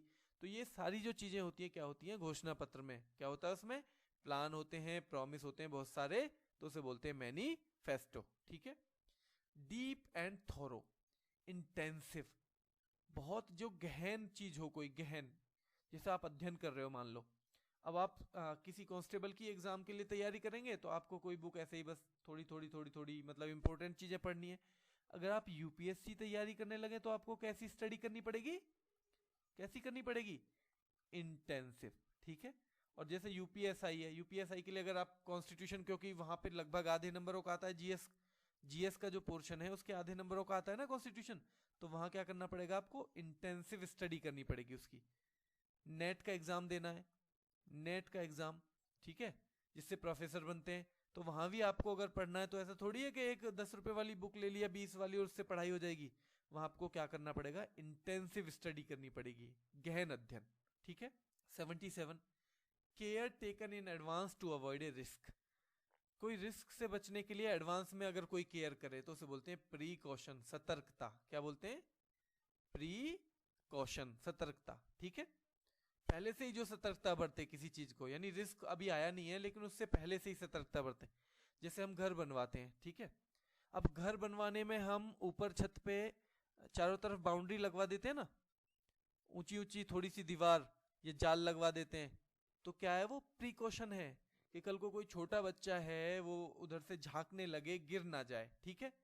आप मॉल वगैरह में जाके देखते हैं तो मॉल में क्योंकि कई मंजिलें होती हैं तो बीच में नीचे वाली मंजिल के आसपास जाल लगा दिया जाता है, ठीक है, कि जिससे कोई बच्चा या कोई गिर ना जाए, गिरे तो वो नीचे जाके ना गिरे, वो जाल पे गिरे, उसकी जान बच जाए, ठीक है। तो वो भी क्या है, प्रिकॉशन है, यानी केयर टेकन इन एडवांस, पहले से ही केयर ले रहे हैं, पहले ही चिंता कर रहे हैं किसी चीज की, टू अवॉइड ए रिस्क, किस चीज की, कि कोई जोखिम ना हो उससे बचने के लिए पहले से ही चिंता करना, पहले से ही उसके लिए मैनेजमेंट करना, उसे बोलते हैं प्रिकॉशन, ठीक है। गैदरिंग ऑफ वर्शिपर्स, वर्शिपर्स माने पूजा करने वाले लोग, पूजा करने वाले जो लोग जो इकट्ठे होते हैं ना कहीं पे पूजा के पर्पज से, तो उसे बोलते हैं कॉन्ग्रीगेशन, समागम, धार्मिक सभा। कॉन्ग्रीगेशन, धार्मिक सभा कोई भी, जैसे कुंभ होता है, कुंभ होता है, क्या है वो, धार्मिक सभा है। मक्का में लोग इकट्ठे होते हैं, ठीक है, मुस्लिम भाई इकट्ठे होते हैं मक्का में, वो भी क्या है, कॉन्ग्रीगेशन। जो भी मतलब धर्म के लिए, जहां धर्म के नाम पे लोग इकट्ठे हो रहे हैं उसे बोलेंगे गैदरिंग ऑफ वर्शिपर्स और कॉन्ग्रीगेशन, यानी समागम या धार्मिक सभा। Act of violating the sanctity of the church, sanctity माने होता है पवित्रता, वायलेटिंग माने भंग करना, चर्च की, वैसे चर्च से ही संबंध नहीं है इसका, इसका है किसी भी धार्मिक जगह की पवित्रता को जो भंग करना है ना, उसे क्या बोलते हैं, डेसिक्रेशन, क्या बोलेंगे, desecration. Gathering of worshippers, congregation, और act of violating the sanctity of the church, desecration, ठीक है। तो देखिए पहला है government by one person with absolute power, government by one person, एक आदमी की गवर्नमेंट है जिसमें की असीम शक्तियां हैं, यानी जिनको कोई रोक टोक ही नहीं है, तो ऐसी सरकार को हम बोलते हैं ऑटोक्रेसी। देखो ऑटो माने जहां अपनी चलाए आदमी, ठीक है, और क्रेसी, क्रेसी माने क्या होता है? क्रेसी माने होता है शासन, यानी एक आदमी का शासन है, किसी पे कोई रोक टोक नहीं है, किसी और की उस पे रोक टोक नहीं है, उसे बोलेंगे ऑटोक्रेसी। एक तंत्र, एक का ही शासन है, ठीक है। क्रेसी माने क्या रहेगा? क्रेसी माने होगा रूल, किसी का शासन, ठीक है। Number 2, government by persons of highest social order और ए गवर्नमेंट बाय द नोबल्स। इसमें होता है उच्च कुल के, नोबल्स माने होता है कुलीन लोग, उच्च कुल के लोगों के द्वारा जब शासन किया जाता है ना, उसे बोलते हैं अरिस्टोक्रेसी, और उसे होता है कुलीन तंत्र। अरिस्टो आप पढ़ना, अरिस्टो वर्ड का मीनिंग, और क्रेसी माने क्या होता है? क्रेसी माने शासन, मैंने अभी बताया पिछले उसमें। तो अरिस्टोक्रेसी माने होता है गवर्नमेंट बाय द नोबल्स या government by persons of highest social order, यानी जिनकी बहुत सामाजिक प्रतिष्ठा हो, ऐसे लोग। दोस्तों पेपर में भी ऐसे ही आएंगे, अगर आपको पता ना हो, पहले कोई एग्जाम ना दिया हो, आपको ये एक लाइन दी जाएगी, government by one person with absolute power, उसके साथ आपको 4 ऑप्शन मिलेंगे, ऑटोक्रेसी, अरिस्टोक्रेसी, अनार्की और एक आध और मिलेगा, ठीक है। तो 4 में से आपको सही चुनना है, इसी टाइप से पेपर में आएगा। Number 3, absence of government in a country, किसी देश में गवर्नमेंट यानी सरकार की अनुपस्थिति, जिसकी मर्जी कोई, मतलब जो भी मर्जी हो, अपनी मर्जी से चल रहा है, कुछ भी कर रहा है, तो उसे बोलते हैं अनार्की, अराजकता। क्या बोलते हैं उसे? अराजकता। ये आर्की वर्ड भी क्या है? आर्की वर्ड माने भी है शासन, यानी रूल, किसी का शासन। आर्की और क्रेसी दोनों वर्ड है, ध्यान रखना। तो अगर आर्की या क्रेसी 2 वर्ड कहीं भी आ जाए ना, और ऑप्शन 4 दे रखे हो, तो आपको ध्यान देना है कि उसका मतलब होगा कहीं ना कहीं शासन से संबंधित होगा, वो कहीं ना कहीं राज करने से संबंधित होगा, शासन से संबंधित होगा, अगर क्रेसी आ जाए या फिर आर्की आ जाए, ठीक है दोस्तों। आगे देखते हैं। Number 4, the right of self government. Right माने अधिकार, सेल्फ गवर्नमेंट माने खुद पे शासन करने का। तो ये होता है ऑटोनॉमी। ऑटो माने जिसपे मतलब किसी की ना चले, अभी देखा था ना हमने ऑटोक्रेसी। और नॉमी का मतलब होता है किसी चीज में मैनेजमेंट करता हो आदमी, ठीक है, यानी जो खुद ही मैनेजमेंट करे अपनी चीज का, तो उसे क्या बोलेंगे? ऑटोनॉमी, यानी स्वायत्ता, उसे छूट मिली हुई है, वो खुद करेगा। जैसे यूपीएससी जो है एक कैसी संस्था है? ऑटोनॉमस बॉडी है, वो अपनी सारी की सारा जो वो है प्रबंध खुद करती है, गवर्नमेंट बस एड देती है, गवर्नमेंट का बाकी कोई भी इंटरफेयर उसमें नहीं होता है। तो the right of self government होता है ऑटोनॉमी, यानी स्वायत्तता। वो अपने सारे सारे मामले क्या देखती है? ऐसी कोई भी संस्था खुद देखती है वो अपने मामले, ठीक है। Government run by officials, government जो चलाई जा रही हो किसके द्वारा? ऑफिशियल्स माने अधिकारियों के द्वारा। तो वो है हमारी जो गवर्नमेंट है वो ऐसी है, ब्यूरोक्रेसी, नौकरशाही, ठीक है। हमारी गवर्नमेंट कैसी है? नौकरशाही, यानी अफसरों के द्वारा ही तो चलाई जा रही है। कहीं आईएएस बैठे हैं, कहीं पीसीएस बैठे हैं, कहीं आईपीएस बैठे हैं, ठीक है। तो ये हो गया bureaucracy. Government by elected representatives, elected माने चुने गए, रिप्रेजेंटेटिव्स माने प्रतिनिधि। जो चुने गए प्रतिनिधि है ना, जो चुने गए प्रतिनिधि हैं उनके द्वारा जो सरकार बनती है, ठीक है, बाय द पीपल। और चुनता कौन है उन्हें? लोग, यानी ऐसे प्रतिनिधि जो चुने गए हैं किसके द्वारा? लोगों के द्वारा। जब उनकी सरकार बनती है तो उसे बोलते हैं डेमोक्रेसी। हमारे देश में लोकतंत्र भी है, लोकतंत्र की प्रणाली है हमारे देश में, क्योंकि लोग ही चुनते हैं। और एक जो है ये एक डेफिनेशन भी दी थी एक बड़े महान आदमी ने, अमेरिका के राष्ट्रपति थे वो, डेमोक्रेसी की। एक गवर्नमेंट ऑफ द पीपल, यानी लोगों की होनी चाहिए सरकार, बाय द पीपल, लोगों के द्वारा ही बननी चाहिए, और फॉर द पीपल, लोगों के लिए ही वो होनी चाहिए, ठीक है। आगे देखिए नंबर 7, एक गवर्नमेंट बाय द इनएक्सपीरियंस्ड। इन का मतलब होता है, अगर इन ना, इन जहां होता है ये पहले लग जाता है जिस वर्ड के, तो वहां कई वर्ड देता है। एक तो इनका मतलब इन ही होता है अंदर, एक इनका मतलब नोट भी होता है, ठीक है। क्या होता है? नोट। तो इन जो है नोट के तौर पे यूज होता है कई जगह। अब एक्सपीरियंस्ड माने अनुभवी, और इन आगे लग गया, इसका मतलब नॉट अनुभवी, यानी अनुभवी जो नहीं है, ठीक है। तो ऐसी गवर्नमेंट जो अनुभवी लोगों की नहीं है, तो नियो माने नए लोग, क्रेसी माने शासन, मैंने अभी बताया था, यानी नए लोगों का शासन। जो नए लोग हैं जिनके पास अनुभव नहीं है, ऐसे लोगों के शासन को क्या बोलेंगे? नियोक्रेसी। गवर्नमेंट बाई फ्यू पीपल, देखो ओली, ये ओली आप जानते हो ओली माने क्या है? एक वर्ड है ओलिगो। क्या वर्ड है? ओलिगो। ओलिगो माने होता है क्या? फ्यू, थोड़े से लोग, फ्यू माने कुछ। तो ये ओलिगो वर्ड से ही बना है, ओलिगार्की, ठीक है। यानी ओलिगार्की माने फ्यू, कुछ लोगों का। ओलिग माने होगा कुछ लोगों का, और आर्की माने शासन, यानी कुछ लोगों का शासन। तो गवर्नमेंट बाई फ्यू पीपल, यानी थोड़े से लोगों का जो शासन होता है, उनकी सरकार होती है, उसे बोलते हैं ओलिगार्की, ठीक है। ऐसे ही ओक्लो, ये देखो कोई भी वर्ड बनता है ना, उसमें क्या होता है, या तो उसमें पहले कुछ जोड़ दिया जाता है जिसे बोलते हैं प्रीफिक्स, ठीक है, और या उसमें बाद में जोड़ दिया जाता है जिसे बोलते हैं सफिक्स। तो इन वर्ड में कहीं ना कहीं देखो, ये सफिक्स तो क्रेसी है जो बाद में जुड़ा हुआ है, और ओक्लो भी एक क्या है, प्रीफिक्स है। यानी ये वर्ड दो, एक प्रीफिक्स और एक सफिक्स से मिलके बना है। तो ओक्लो माने होता है भीड़, क्राउड। ओक्लो माने क्या होता है, क्राउड, ठीक है। और क्रेसी माने शासन। तो क्राउड का शासन है government by crowd, government by crowd, या मॉब की मॉब भी दे सकते हैं क्राउड। तो जब क्राउड का शासन हो तो क्या बोलते हैं, ओक्लो क्रेसी। जब थोड़े से लोगों की हो तो ओलिगार्ची, क्योंकि ओलिग जो है ये किससे बना है, ओलिगो, किस वर्ड से बना है, ओलिगो। गवर्नमेंट रन यूनिवर्सली, ठीक है, संसार भर में जो चलती हो, यूनिवर्सल, ब्रह्मांड में। पैन आर्की, पैन आर्की, ठीक है।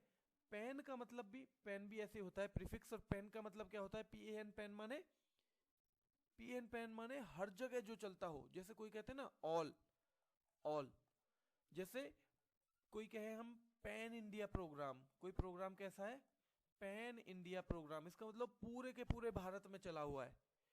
पैन अमेरिकन, यानी पूरे अमेरिका में चला है। पैन एशियन, पूरे के पूरे एशिया में चला हुआ है। तो ये ब्रह्मांड में पूरे में जिसमें सरकार चलने वाली बात हो, अगर जो मतलब ऐसी सरकार जो पूरी यूनिवर्सली चलती है, पूरे ब्रह्मांड में चलती है, उसे बोलते हैं पैनार्की, ठीक है। जैसे ऊपर वाले की सरकार है ना, वो तो हमेशा ही चलती है, हर जगह चलती है, तो पैनार्की बोल सकते हो आप, ठीक है। गवर्नमेंट बाई रिच पीपल, अमीर लोगों की जो सरकार होती है। अब प्लूटो, देखो ये जो प्लूटो है, ये किस वर्ड से बना है, ये बना है, एक वर्ड होता है PLOUTOS, किससे बना है, PLOUTOS। और प्लूटोस इस वर्ड का मतलब होता है धन, वेल्थ। क्या मतलब होता है, वेल्थ। तो जो प्लूटो जुड़ा है, इसमें किससे जुड़ा है, ये प्लूटोस से। तो प्लूटो यानी धनी, और क्रेसी माने सरकार, यानी धनी लोगों की सरकार, यानी अमीर लोगों की सरकार।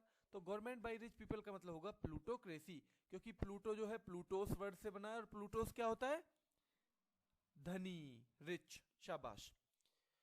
12 number, government not by the laws of religion, यानी देखो दो तरह की सरकार होती है। एक तो देश ऐसे होते हैं जो किसी धर्म को मानते हैं, उसी धर्म के अनुसार अपना शासन चलाते हैं। हमारा जो देश है वो धर्मनिरपेक्ष है। कैसा है, धर्मनिरपेक्ष, यानी हम किसी एक धर्म को बढ़ावा नहीं देते हैं, ना ही किसी को किसी का धर्म फॉलो करने से रोकते हैं हम।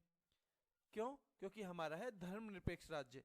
तो यानी हमारा जो शासन है, जो हमारी सरकार है, not by the laws of religion, वो किसी धर्म के नियम से नहीं चलती, वो संविधान से चलती है। इसलिए हमारा देश क्या हो जाएगा, सेक्युलर, धर्मनिरपेक्ष। यानी हम ना किसी धर्म का फेवर लेते हैं, ना किसी धर्म के बारे में कुछ गलत बोलते हैं, ठीक है। आगे देखते हैं। गवर्नमेंट बाई किंग और क्वीन, राजा या रानी के द्वारा। देखो ये मोन या मोना दो वर्ड आते हैं, ठीक है। एक इसमें क्या है, मोन आर्की, ठीक है। मोन माने होता है सिंगल, एक के लिए बोलते हैं, जहां एक हो। और एक का शासन किस में चलता है, जब कहीं राजा हो या रानी हो, तब एक का शासन चलता है ना। अकेले का ही चलता है ना राज्य का, तो पूरे राज्य में। तो मोनार्की का मतलब होता है राजतंत्र, जहां पे राजा का शासन हो या रानी का शासन हो। Government by the gods, thearchy, ये आप याद कर लेना। Government by the gods, thearchy. और गवर्नमेंट बाय डिवाइन लॉज, यानी देवीय कानूनों द्वारा सरकार जो चलती है वो होती है थियोक्रेसी। इसमें आर्की वर्ड है शासन के लिए, और इसमें क्रेसी वर्ड है शासन के लिए। The state of being an unmarried, unmarried इसमें होना चाहिए मैन का। अगर कोई आदमी कुंवारा हो तो उसे क्या बोलेंगे, बैचलरहुड। बैचलर माने कुंवारा, और हुड माने होता है किसी का स्टेट, स्टेट माने स्थिति। आगे देखिए, एन असेंबली, जहां इकट्ठे हो रहे हो। लिसनर्स माने सुनने वाले, यानी श्रोताओं का समूह जो होता है वो होता है ऑडियंस। ये तो नॉर्मल है, आपको याद होगा भी। Able to use both hands equally well, able माने जो सक्षम है, यूज माने प्रयोग करने में, दोनों हाथों को इक्वली वेल, बिल्कुल बराबर, बराबर दोनों हाथों का जो यूज कर सकता है उसे क्या बोलते हैं, ambidextrous.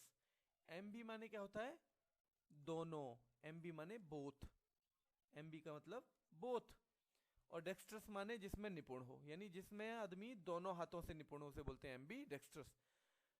19, that which can have more than one meaning, जिसका एक से ज्यादा मीनिंग हो सकता है, एम्बी गुअस, ठीक है, एम्बी माने दो, ठीक है, गुअस माने होता है जो दो से ज्यादा रास्ते की तरफ ले जाए, यानी दो से ज्यादा चीजों की तरफ इशारा करे या दो की तरफ इशारा करे, यानी कम से कम दो की तरफ इशारा करे, दो या उससे ज्यादा अर्थ वालों को क्या बोलते हैं, एम्बीगुअस, ठीक है, एम्बीगुअस, एम्बी दो, और गुअस माने ले जाए, यानी जो दो डायरेक्शन में ले जाए, कम से कम दो या ज्यादा डायरेक्शन में ले जाए तो उसे बोलते हैं दो या उससे ज्यादा अर्थों वाला, यानी एम्बीगुअस, ठीक है।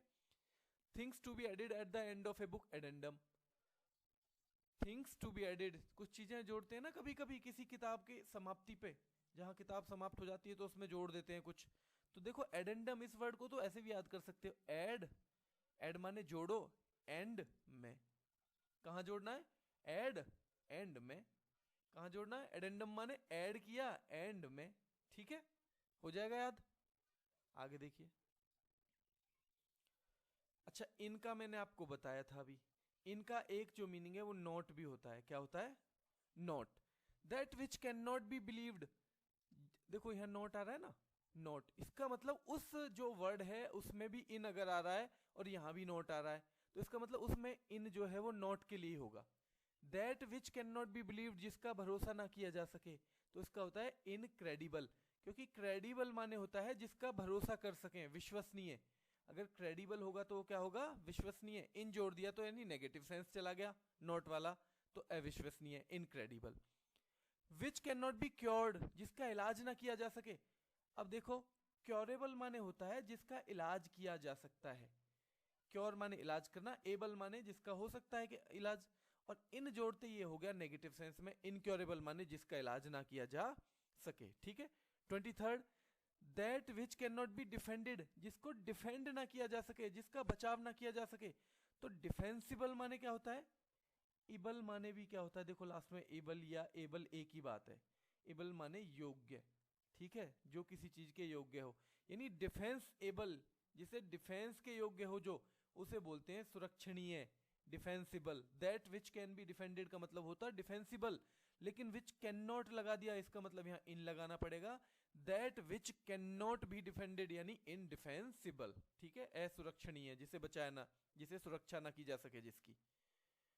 Number 24, which can not be erased, जिसे मिटाया ना जा सके, देखो जिसे मिटा सकते हैं ना उसे बोलते हैं डेलिबल, क्या बोलते हैं, डेलिबल, मिटा सकते हैं इसे, अब नहीं दे दिया यहां तो यहां इसमें जोड़ दिया इनडेलिबल, जिसे मिटाया ना जा सके यानी जो अमिट हो। 25, that which can not be corrected, जिसे सुधारा ना जा सके, अब कॉरिजिबल क्या होता है, जिसे सुधारा जा सके, अगर ये होता that which can be corrected तो हम लिखते केवल कॉरिजिबल, अब यहां नोट आ गया, और नोट आपको पता है कि कभी कभी कुछ शब्द ऐसे हैं जिनके आगे हम इन लगा देते हैं तो नेगेटिव का सेंस देने लगता है, तो इसलिए कॉरिजिबल के आगे हमने लगा दिया इनकॉरिजिबल, इनकॉरिजिबल माने जो सुधारा ना जा सके, ठीक है। पेपर में कैसे आएगा एक बार फिर देखते हैं, वहां आएगा that which can not B believed, उसके बाद ऑप्शन आएंगे इनक्योरेबल, इनडिफेंसिबल, इनडेलिबल, इनक्रेडिबल, आपको देखना है बिलीव वाला है तो क्रेडिबल वाला आ गया, ठीक है। अगर आए which can not be cured तो इनक्योरेबल आ गया, that which can not be defended तो इनडिफेंसिबल आ गया, that which can not be erased indelible आ गया, that which can not be corrected incorrigible आ गया, ठीक है। आगे देखिए, आगे 26, समवन हु अटैक्स फर्स्ट, जो पहले अटैक करे उसे बोलते हैं एग्रेसर, ये आपको याद ही करना है भाई, अग्रेसर एग्रेसर एग्रेसर यानी आगे रह के जो अटैक करेगा, aggressor, someone who attacks first.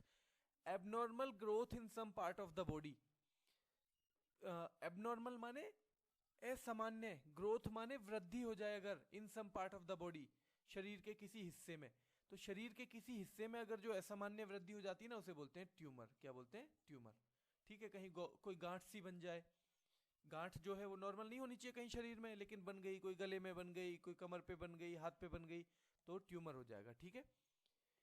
Where animals are killed for food, जहां एनिमल्स माने पशुओं को मारा जाता है खाने के लिए, तो उसे बोलते हैं अबेटर, ठीक है, उसे बूचड़ खाना बोलते हैं हिंदी में, और अबेटर ये भी आपको याद ही करना है।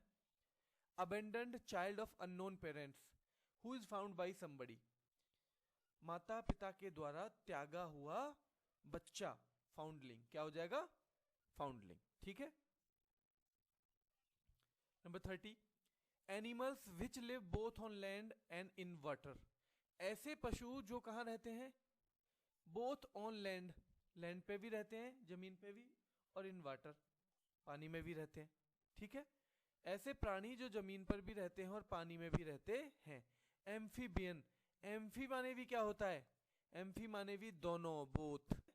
A person who does not believe in the existence of God, एक ऐसा व्यक्ति जो नहीं भरोसा करता है इन द एग्जिस्टेंस माने अस्तित्व में, ऑफ गॉड माने भगवान के, यानी जो भगवान को मानता ही नहीं है, जो ईश्वर को मानता ही नहीं है, जो अल्लाह को मानता ही नहीं है, ऐसा व्यक्ति कौन होगा, एक ऐसा व्यक्ति जो भगवान के अस्तित्व में भरोसा नहीं करता है उसे बोलते हैं एथीस्ट, यानी कि नास्तिक।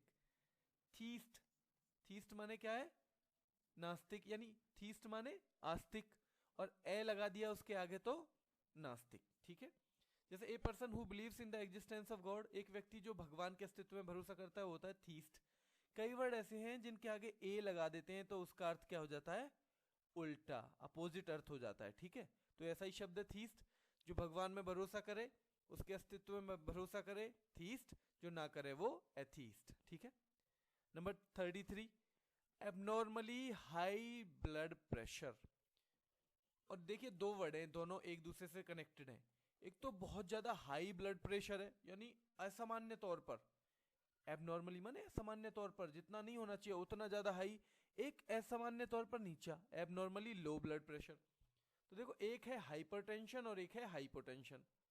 अब देखो हाइपर वैसे भी याद कर सकते हैं कि भाई जो हाई ऊपर हो, हाई माने हाई ऊपर, हाइपर, ठीक है, और हाइपो नीचे, ठीक है। हाइपर में क्या है, चार ही वो है, पांच वो है, हाइपर में है 5 लेटर इसलिए बड़ा हो गया, और हाइपो में है 4 लेटर इसलिए ये छोटा हो गया। ये बिल्कुल देसी तरीका याद करने का, हाइपर 5 वर्ड है यहाँ पे, टेंशन तो सेम है, और वो हाइपो। तो भाई जिसमें ज्यादा वर्ड है उसे हाई पे रखो, जिसमें कम वर्ड है उसे लो पे रखो, ठीक है। आगे देखिए, अब ये 35, a man who is the head of A monastery और एन एबे, एक व्यक्ति जो किसी मठ का प्रमुख हो, ये आपको याद ही करना पड़ेगा। एबॉट माने महंत या मठाधिकारी, जो मठ का अधिकारी उसे होता है ना, उसे बोलते हैं Abbott. One who loves and collects books, book माने देखो बिब्लियो, बिब्लियो माने क्या होता है, बुक, ठीक है। बिब्लियो ये भी 2 वर्ड से बना है, और फाइल माने लव, जो पुस्तकों से प्रेम करता हो, यानी जो पुस्तकों से प्रेम करता हो उसे क्या बोलेंगे, बिब्लियोफाइल। तो यहां देखिए, one who loves and collects books, जो किताबों को प्रेम करता है और उन्हें इकट्ठा करता है, ठीक है, तो वो क्या हो जाएगा, बिब्लियोफाइल। कहीं कहीं बिब्लियोफिलिक वर्ड भी होता है, क्या होता है, बिब्लियोफिलिक, ठीक है।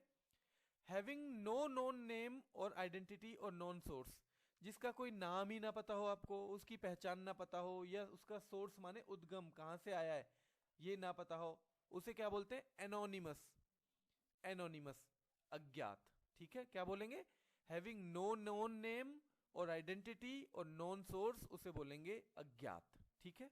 आगे देखिए, absence of variety, mono, mono का मतलब एक बताया था ना मैंने, जब एक है तो वैरायटी की तो एब्सेंस होगी, वैरायटी माने विविधता होती है, यानी कई सारी चीजें हो। अब ये है मोनो, ठीक है, जब मोनोटोनी इसका मतलब नीरसता, क्योंकि एक, मोनो माने एक, ठीक है। तो मोनो वर्ड आते ही क्या हो जाएगा, मोनो का मतलब वैरायटी तो होगी नहीं, वैरायटी का मतलब है विविधता, कई तरह की चीजें हो, और जब मोनो वर्ड का मतलब है एक, तो हो गया ना अलग। तो एब्सेंस ऑफ वैरायटी, जहां वैरायटी ना हो, वैरायटी की अनुपस्थिति हो, विविधता की अनुपस्थिति हो, उसे बोलेंगे मोनोटोनी, या मोनोटोनस भी होता है वर्ड, ठीक है। A language that is no longer in use, ये याद कर लेना, बहुत आता है पेपर में। एक ऐसी भाषा जो प्रचलन में अब नहीं है, डेड बोलते हैं उसे, DEAD, डेड, मृतक, बेकार है, प्रचलित। और नंबर 40, ए पर्सन और animal who is below the usual size, एक आदमी या पशु who is below the usual size, usual माने होता है जो सामान्य किसी का साइज हो ना, जैसे एक आदमी है, हम मानते हैं कि वो 5 फीट 6 इंच के आसपास होना ही चाहिए या उससे 6 फीट के बीच में। अब 5 फीट से भी नीचे अगर कोई आदमी आता है, उसकी हाइट आती है, तो क्या बोलेंगे, उसे बोलेंगे कि यूजुअल साइज नहीं है, उससे कम है। और किसी की 3 फीट 4 फीट ही रह जाए तो उसे फिर क्या बोलेंगे, ड्वार्फ। ए पर्सन और animal who is below the usual size. ठीक है, समझ में? ये सामने दिए हैं वन वर्ड सब्स्टिट्यूशन, इन्हें मैच करना है। जैसे government by one person with absolute power, एक ही व्यक्ति के पास, जिसके पास एब्सोल्यूट पावर हो, ऐसे आदमी द्वारा जो गवर्नमेंट होती है वो क्या होती है। तो अब आपको मैच करना है करेक्ट वर्ड से। ठीक है, 10 फ्रेज दे रखे हैं, यानी उनका एक हमने जो है ना एक शब्द देना है कोई। जैसे government by one person with absolute power, anarchy होता है, नहीं होता। अरिस्टोक्रेसी होता है, नहीं होता। ओलिगार्ची होता है, नहीं होता। ऑक्लो ऑक्लोक्रेसी होता है, नहीं होता। नियोक्रेसी भी नहीं होता। ओलिगार्ची ये भी नहीं होता। डेमोक्रेसी हाँ नहीं होता। ब्यूरोक्रेसी नहीं होता। और ऑटोनॉमी नहीं होता। यानी कौन सा रह जाएगा, ऑटोक्रेसी। ठीक है, क्या हो जाएगा, ऑटोक्रेसी। तो ये सब आपको मैच करने हैं, 1 से लेके 10 तक आपको मैच करने हैं। आपको जो भी आपका आंसर होगा वो एक कमेंट में, यानी एक कमेंट में ऐसा नहीं, एक 1 का ए, 2 का बी, 3 का सी, एक ही कमेंट में सारे लिख के आप भेज देना। ठीक है, और मैं आपको अगली जो वीडियो आएगी उसमें इसका करेक्ट आंसर भी बता दूंगा। ठीक है, तो चलिए आगे चलते हैं। One word 81, absence of the sense of pain, यानी सेंस ऑफ पेन, पेन नहीं होता। वाइल स्टिल कॉन्सियस, यानी कॉन्सियस, होश में है आदमी लेकिन पीड़ा का एहसास नहीं हो रहा है, पेन नहीं हो रहा है, तो उस स्थिति को बोलते हैं एनल्जेसिया। क्या बोलते हैं, एनल्जेसिया। पीड़ा शून्यता या पीड़ा महसूस ना होना। 82, एक्ट ऑफ डिसीविंग समबडी, किसी को धोखा देना। डिसीव माने धोखा करना। टू मेक मनी, यानी पैसे कमाने के उद्देश्य से किसी को धोखा देना है तो उसे क्या बोलते हैं, फ्रॉड। ठीक है, बोलते हैं ना वो तो फ्रॉड है बड़ा, उसने फ्रॉड कर लिया उसके साथ। यानी पैसे कमाने के उद्देश्य से किसी के साथ क्या करते हैं, किसी को धोखा अगर देने हो तो फ्रॉड हो जाएगा। ठीक है, एक्टिविटी परस्यूड फॉर प्लेजर, यानी ऐसी एक्टिविटी जो आनंद के लिए की जाए, और रिलैक्सेशन या फिर आराम करने के लिए की जाए, उससे बोलते हैं हॉबी। हॉबी क्या होती है, अपना शौक। तो शौक जो है, हम कोई नौकरी थोड़ी कर रहे हैं, शौक का मतलब क्या है कि वो हम अपने आनंद के लिए कर रहे हैं या फिर रिलैक्स होने के लिए। जो चीज़ रिलैक्स होती है, जैसे किसी को म्यूजिक सुनना पसंद है तो म्यूजिक सुन के वो रिलैक्स हो जाता है, नहीं हो जाता है। तो ऐसे ही वो है एक्टिविटी परस्यूड फॉर प्लेजर और रिलैक्सेशन, उसे बोलते हैं हम hobby. 84, adapted for both, adapted माने जो किसके लिए हो, सूटेबल हो, फॉर बोथ दोनों के लिए। किस किस के लिए, लैंड एंड वाटर, लैंड और वाटर दोनों के लिए जो सूटेबल, उसे बोलते हैं एम्फीबियस, यानी जल स्थल चर, जो जल पे भी रह सके स्थल पे भी रह सके। एम्फीबियस क्या होता है, एम्फीबियस वर्ड है एडजेक्टिव। ठीक है, यानी ये किसी नाउन से पहले आएगा। और एक मैंने अभी पढ़ाया था कुछ दिन पहले, एम्फीबियन। एम्फीबियन क्या होता है, खुद नाउन होता है। क्या होता है वो, खुद नाउन। तो उससे पहले आगे कुछ आए ना आए, लेकिन जो एम्फीबियस है वो एडजेक्टिव है, इसका मतलब उसके बाद नाउन आएगा।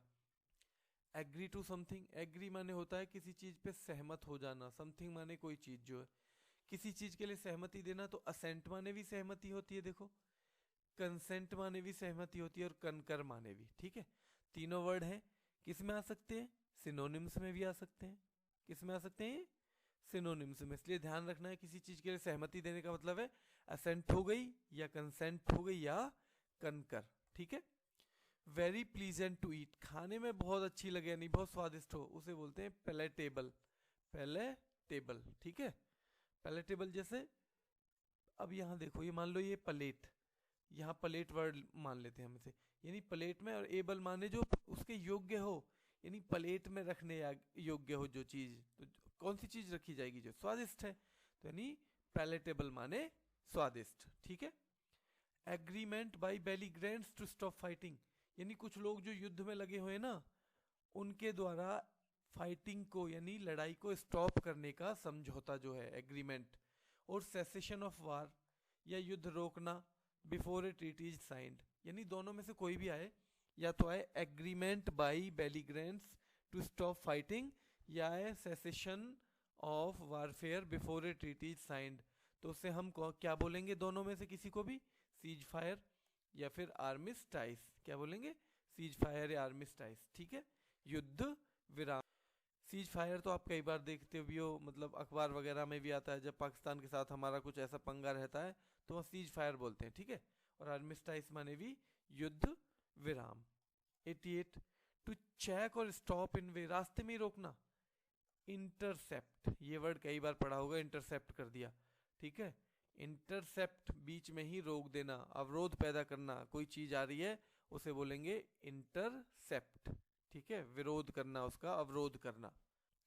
Cause troops etcetera to spread out in readiness, यानी सेना की टुकड़ी वगैरह को फैलाना। किस पे फैलाना? ड्यूटी पे लगाना। ठीक है, मान लो कल को आप कोई ऑफिसर बन जाते हैं तो आपको मिल जाए 50 आदमी और एक क्षेत्र मिल जाए कि इस वाले क्षेत्र में आप जो है रखेंगे लोगों को। ठीक है, तो मान लो आप देखेंगे कि एक यहाँ जरूरत है, एक यहाँ जरूरत है, एक यहाँ जरूरत है, एक यहाँ, एक दो यहाँ पे, 4 इधर कंट्रोल रूम में।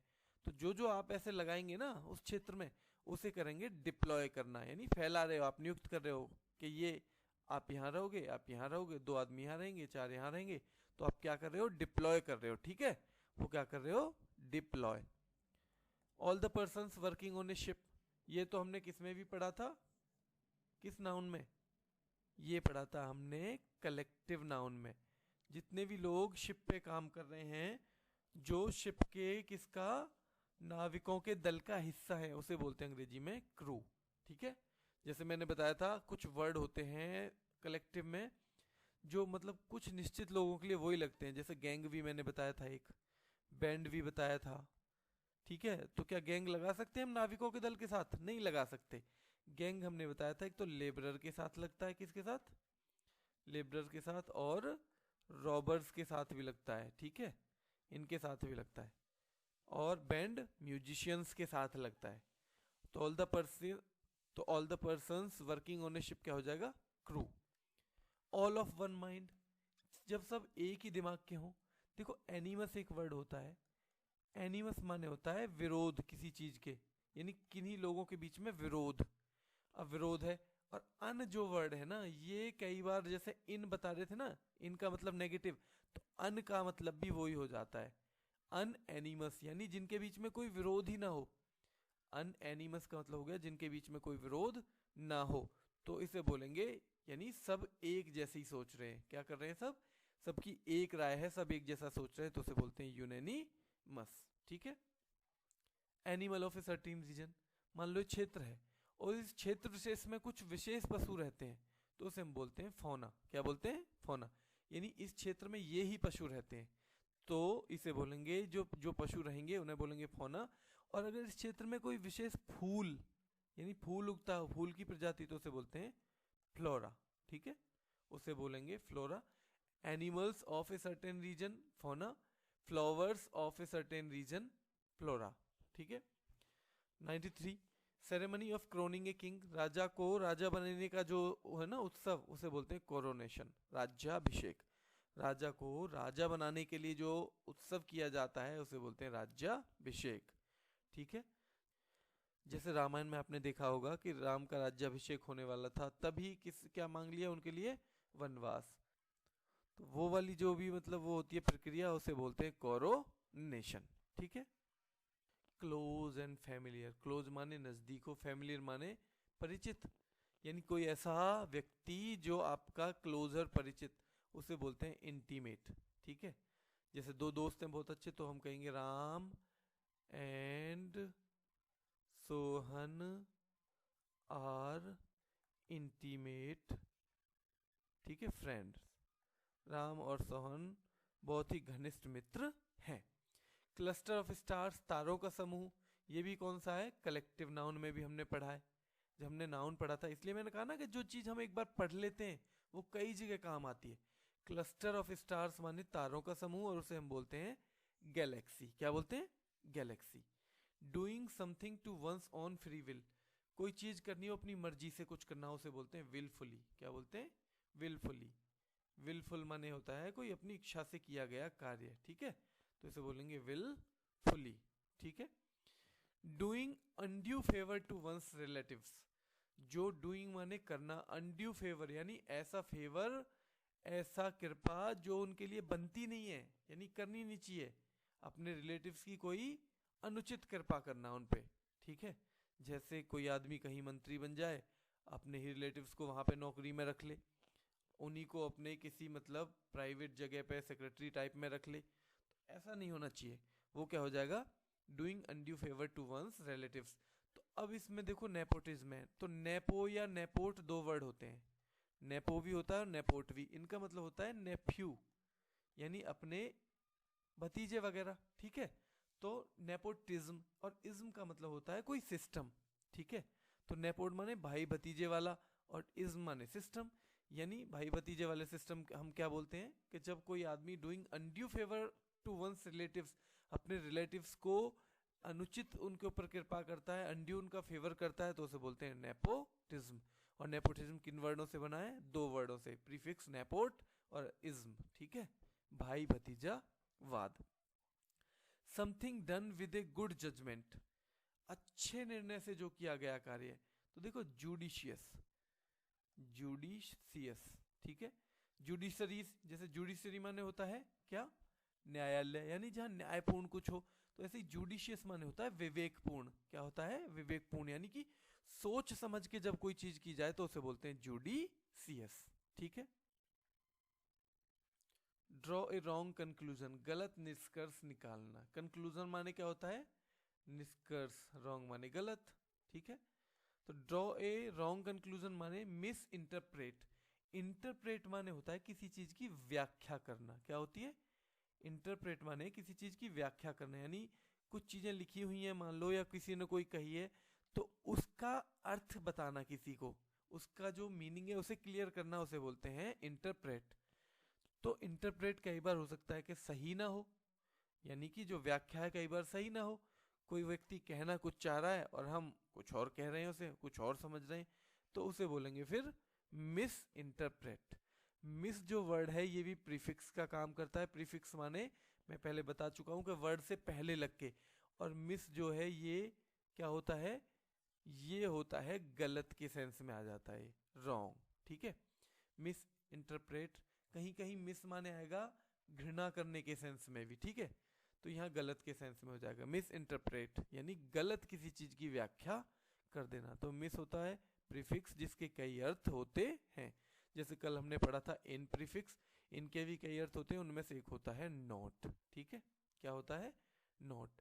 हमने कल पढ़े थे इल, क्या पढ़े थे, इल। इल का मतलब भी कई होते हैं, और उसमें से भी एक होता है यानी विदाउट, बिना, या भी नॉट के सेंस में, जैसे लिटरेट, इलिटरेट, ठीक है, कल बताया था मैंने आपको। कॉइनिंग और यूजिंग ऑफ न्यू वर्ड्स, नए शब्दों का निर्माण। तो नियो माने नया होता ही है, लॉजिज्म, नए शब्दों के निर्माण के लिए बोलेंगे नियोलॉजिज्म, ठीक है। नियो एक है प्रीफिक्स जिसका मतलब होता है नया, ठीक। 11 complete and forcible overthrow of an established government, एक स्थापित सरकार को पूरी तरह से उखाड़ फेंकना, रिवॉल्यूशन होता है, क्रांति। जैसे हमारे यहाँ 1857 में एक सरकार थी, स्थापित थी ना, तो उसे उखाड़ने के लिए हमने पूरी तरह प्रयास किए, तो वो भी क्या था, वो बोला जाता है द रिवॉल्यूशन ऑफ 1857, तो क्रांति हो गई, ठीक है। कम्युनिकेशन ऑफ डिसीज, डिसीज माने बीमारी जब जाए बाय एजेंसी ऑफ एयर, या तो हवा के थ्रू या पानी के थ्रू, ठीक है। पानी के थ्रू जाए या हवा के थ्रू, ऐसी कोई बीमारी जो पानी से भी फैले या हवा से भी, तो उसे बोलते हैं इन्फेक्शन, ठीक है। क्या होता है वो, infection. 103 disease affecting many people at the same place and time, ऐसी बीमारी जो एक ही जगह पर और एक ही समय पर बहुत सारे लोगों को प्रभावित करती हो, एपिडेमिक, ठीक है। पहले बहुत सारी चलती थी महामारी, यानी बहुत बड़े लेवल पे जो लोगों को प्रभावित करती है उसे क्या बोलते हैं, एपिडेमिक। पहले गांव के गांव जो हैं, जो बीमारी में सफा हो जाते थे, ठीक है, पूरा गांव भी खत्म हो जाता था, कई ऐसी बीमारी होती थी, तो उन्हें बोलते थे एपिडेमिक यानी महामारी। Disease of the mind causing an uncontrollable desire to steal, यानी चोरी करने की अनियंत्रित इच्छा। अब मैनिया, मैनिया माने क्या होता है, लगभग पागलपन जो होता है, लगभग पागलपन, ठीक है। मैनिया माने लगभग पागलपन। तो ये है क्लेप्टो आएगा चोरी करने से संबंधित, और मैनिया माने उन्माद, पागलपन, ठीक है। तो क्लेप्टोमेनिया माने होगा चोरी करने का उन्माद। Diseases of the mind causing an uncontrollable desire to steal, यानी मेन चीज है, देखो शब्द दूसरे भी आ सकते हैं, लेकिन मेन चीज है कि जब दिमाग जो है कंट्रोल से बाहर हो जाए चीजों को चुराने के लिए, और मन करे कि भाई चुराना ही है, ठीक है, चोरी करनी है, तो यानी चोरी के लिए एक तरह से पागलपन छाए तो उसे बोलेंगे kleptomania. Disease which spread by contact, जो कांटेक्ट से, यानी एक आदमी ने दूसरे को छुआ तो कांटेक्ट से गई ना, उसे बोलते हैं कंटेजियस, उसे बोलते हैं कंटेजियस, और बोलते हैं छुआछूत का रोग, ठीक है। कंटेजियस माने disease which spread by contact, contact जैसा ही है ना कंटेजियस भी, तो इसलिए छुआछूत से बढ़ने वाली बीमारी, ठीक है। डिजीज वाइडली एपिडेमिक, देखो मैंने बताया था एपिडेमिक क्या है, एक ही जगह, स्थान और एक ही समय पर जो बहुत लोगों को बीमारी होती है, लेकिन ऐसे बहुत सारे स्थानों को घेर ले वो, यानी एक पूरे डिस्ट्रिक्ट से भी ज्यादा में फैल जाए, तो व्यापक रूप से फैली महामारी उसे बोलते हैं पैंडेमिक, ठीक है। देशव्यापी यानी पूरे देश में भी फैल सकती है, पूरे स्टेट में फैल सकती है, बड़े लेवल पे, केवल एक स्थान पे नहीं। तो जो बड़े लेवल पे, बहुत बड़े लेवल पे जो है बीमारी हो जाए, पैंडेमिक, ठीक है। तो ये ध्यान रखना है, एपिडेमिक से भी ऊपर है। एपिडेमिक क्या है, एपिडेमिक पैंडेमिक से नीचे के लेवल की है, ठीक है। एपिडेमिक जो है नीचे के लेवल की है, और पैंडेमिक ऊपर के लेवल की, यानी ज्यादा जगह को कवर करती है पैंडेमिक, ठीक है। ये 107 yearly return of the date of an event, किसी अवसर की तारीख की वार्षिक पुनरावृत्ति, एनिवर्सरी, ठीक है। यानी कोई ऐसी तारीख जो बार बार आती है हर साल, ठीक। जैसे किसी की शादी हुई 2 दिसंबर को, ठीक है, अगले साल जब 2 दिसंबर आएगा, फिर उससे भी अगले साल 2 दिसंबर आएगा, तो उसे हर बार क्या बोलते हैं, एनिवर्सरी, यानी एनिवर्सरी, यानी कि हर साल जो भी डेट, वही डेट जब वापस आती है तो उसे बोलते हैं सालगिरह, एनिवर्सरी, ठीक है। कमिंग और हैपनिंग एवरी ईयर, हर साल जो चीज घटित होती है उसे बोलते हैं एनुअल। उस तारीख वाले दिन को तो क्या बोलते हैं, पर्सनली, उस तारीख वाले दिन को क्या बोलते हैं, पर्टिकुलर, सालगिरह, एनिवर्सरी। लेकिन जो चीजें ऐसी हैं जो साल में एक बार घटित होती है उसे बोलते हैं एनुअल, ठीक है। जैसे मान लो कोई कोई एक ऑर्गेनाइजेशन है, उसकी मीटिंग होती है साल में, तो उसे बोलेंगे एनुअल मीटिंग, ठीक है। कोई और चीज है, कोई मेला होता है कहीं पे, उसे भी एनुअल बोलेंगे, यानी साल में एक बार होता है। और कोई निश्चित तारीख हो, जब वो तारीख हर साल रिपीट होती है, तो उसे बोलते हैं साल गिरह। Collect information and arrange it in a book, collect माने इकट्ठा करना, और अरेंज माने व्यवस्थित करना एक बुक में, यानी इंफॉर्मेशन को इकट्ठा करना और एक बुक में व्यवस्थित करना, उसे बोलते हैं कंपाइल। देखो को माने होता है साथ साथ, ठीक है, कोएड माने साथ साथ, जब एजुकेशन होती है लड़के लड़कियों की उसे कोएड बोलते हैं। तो को माने साथ साथ, और पाइल माने होता है एक वर्ड, इकट्ठा करना। पाइल माने क्या होता है, इकट्ठा करना, यानी जब चीजों को जो है इंफॉर्मेशन को एक साथ इकट्ठा किया जाए, है ना, तो उसे बोलेंगे कंपाइल, ठीक है। Course of study in school college etcetera, school या कॉलेज में जो पढ़ाई का कोर्स रहता है ना, उसे क्या बोलते हैं, करिकुलम, क्या बोलते हैं, करिकुलम, पाठ्यक्रम।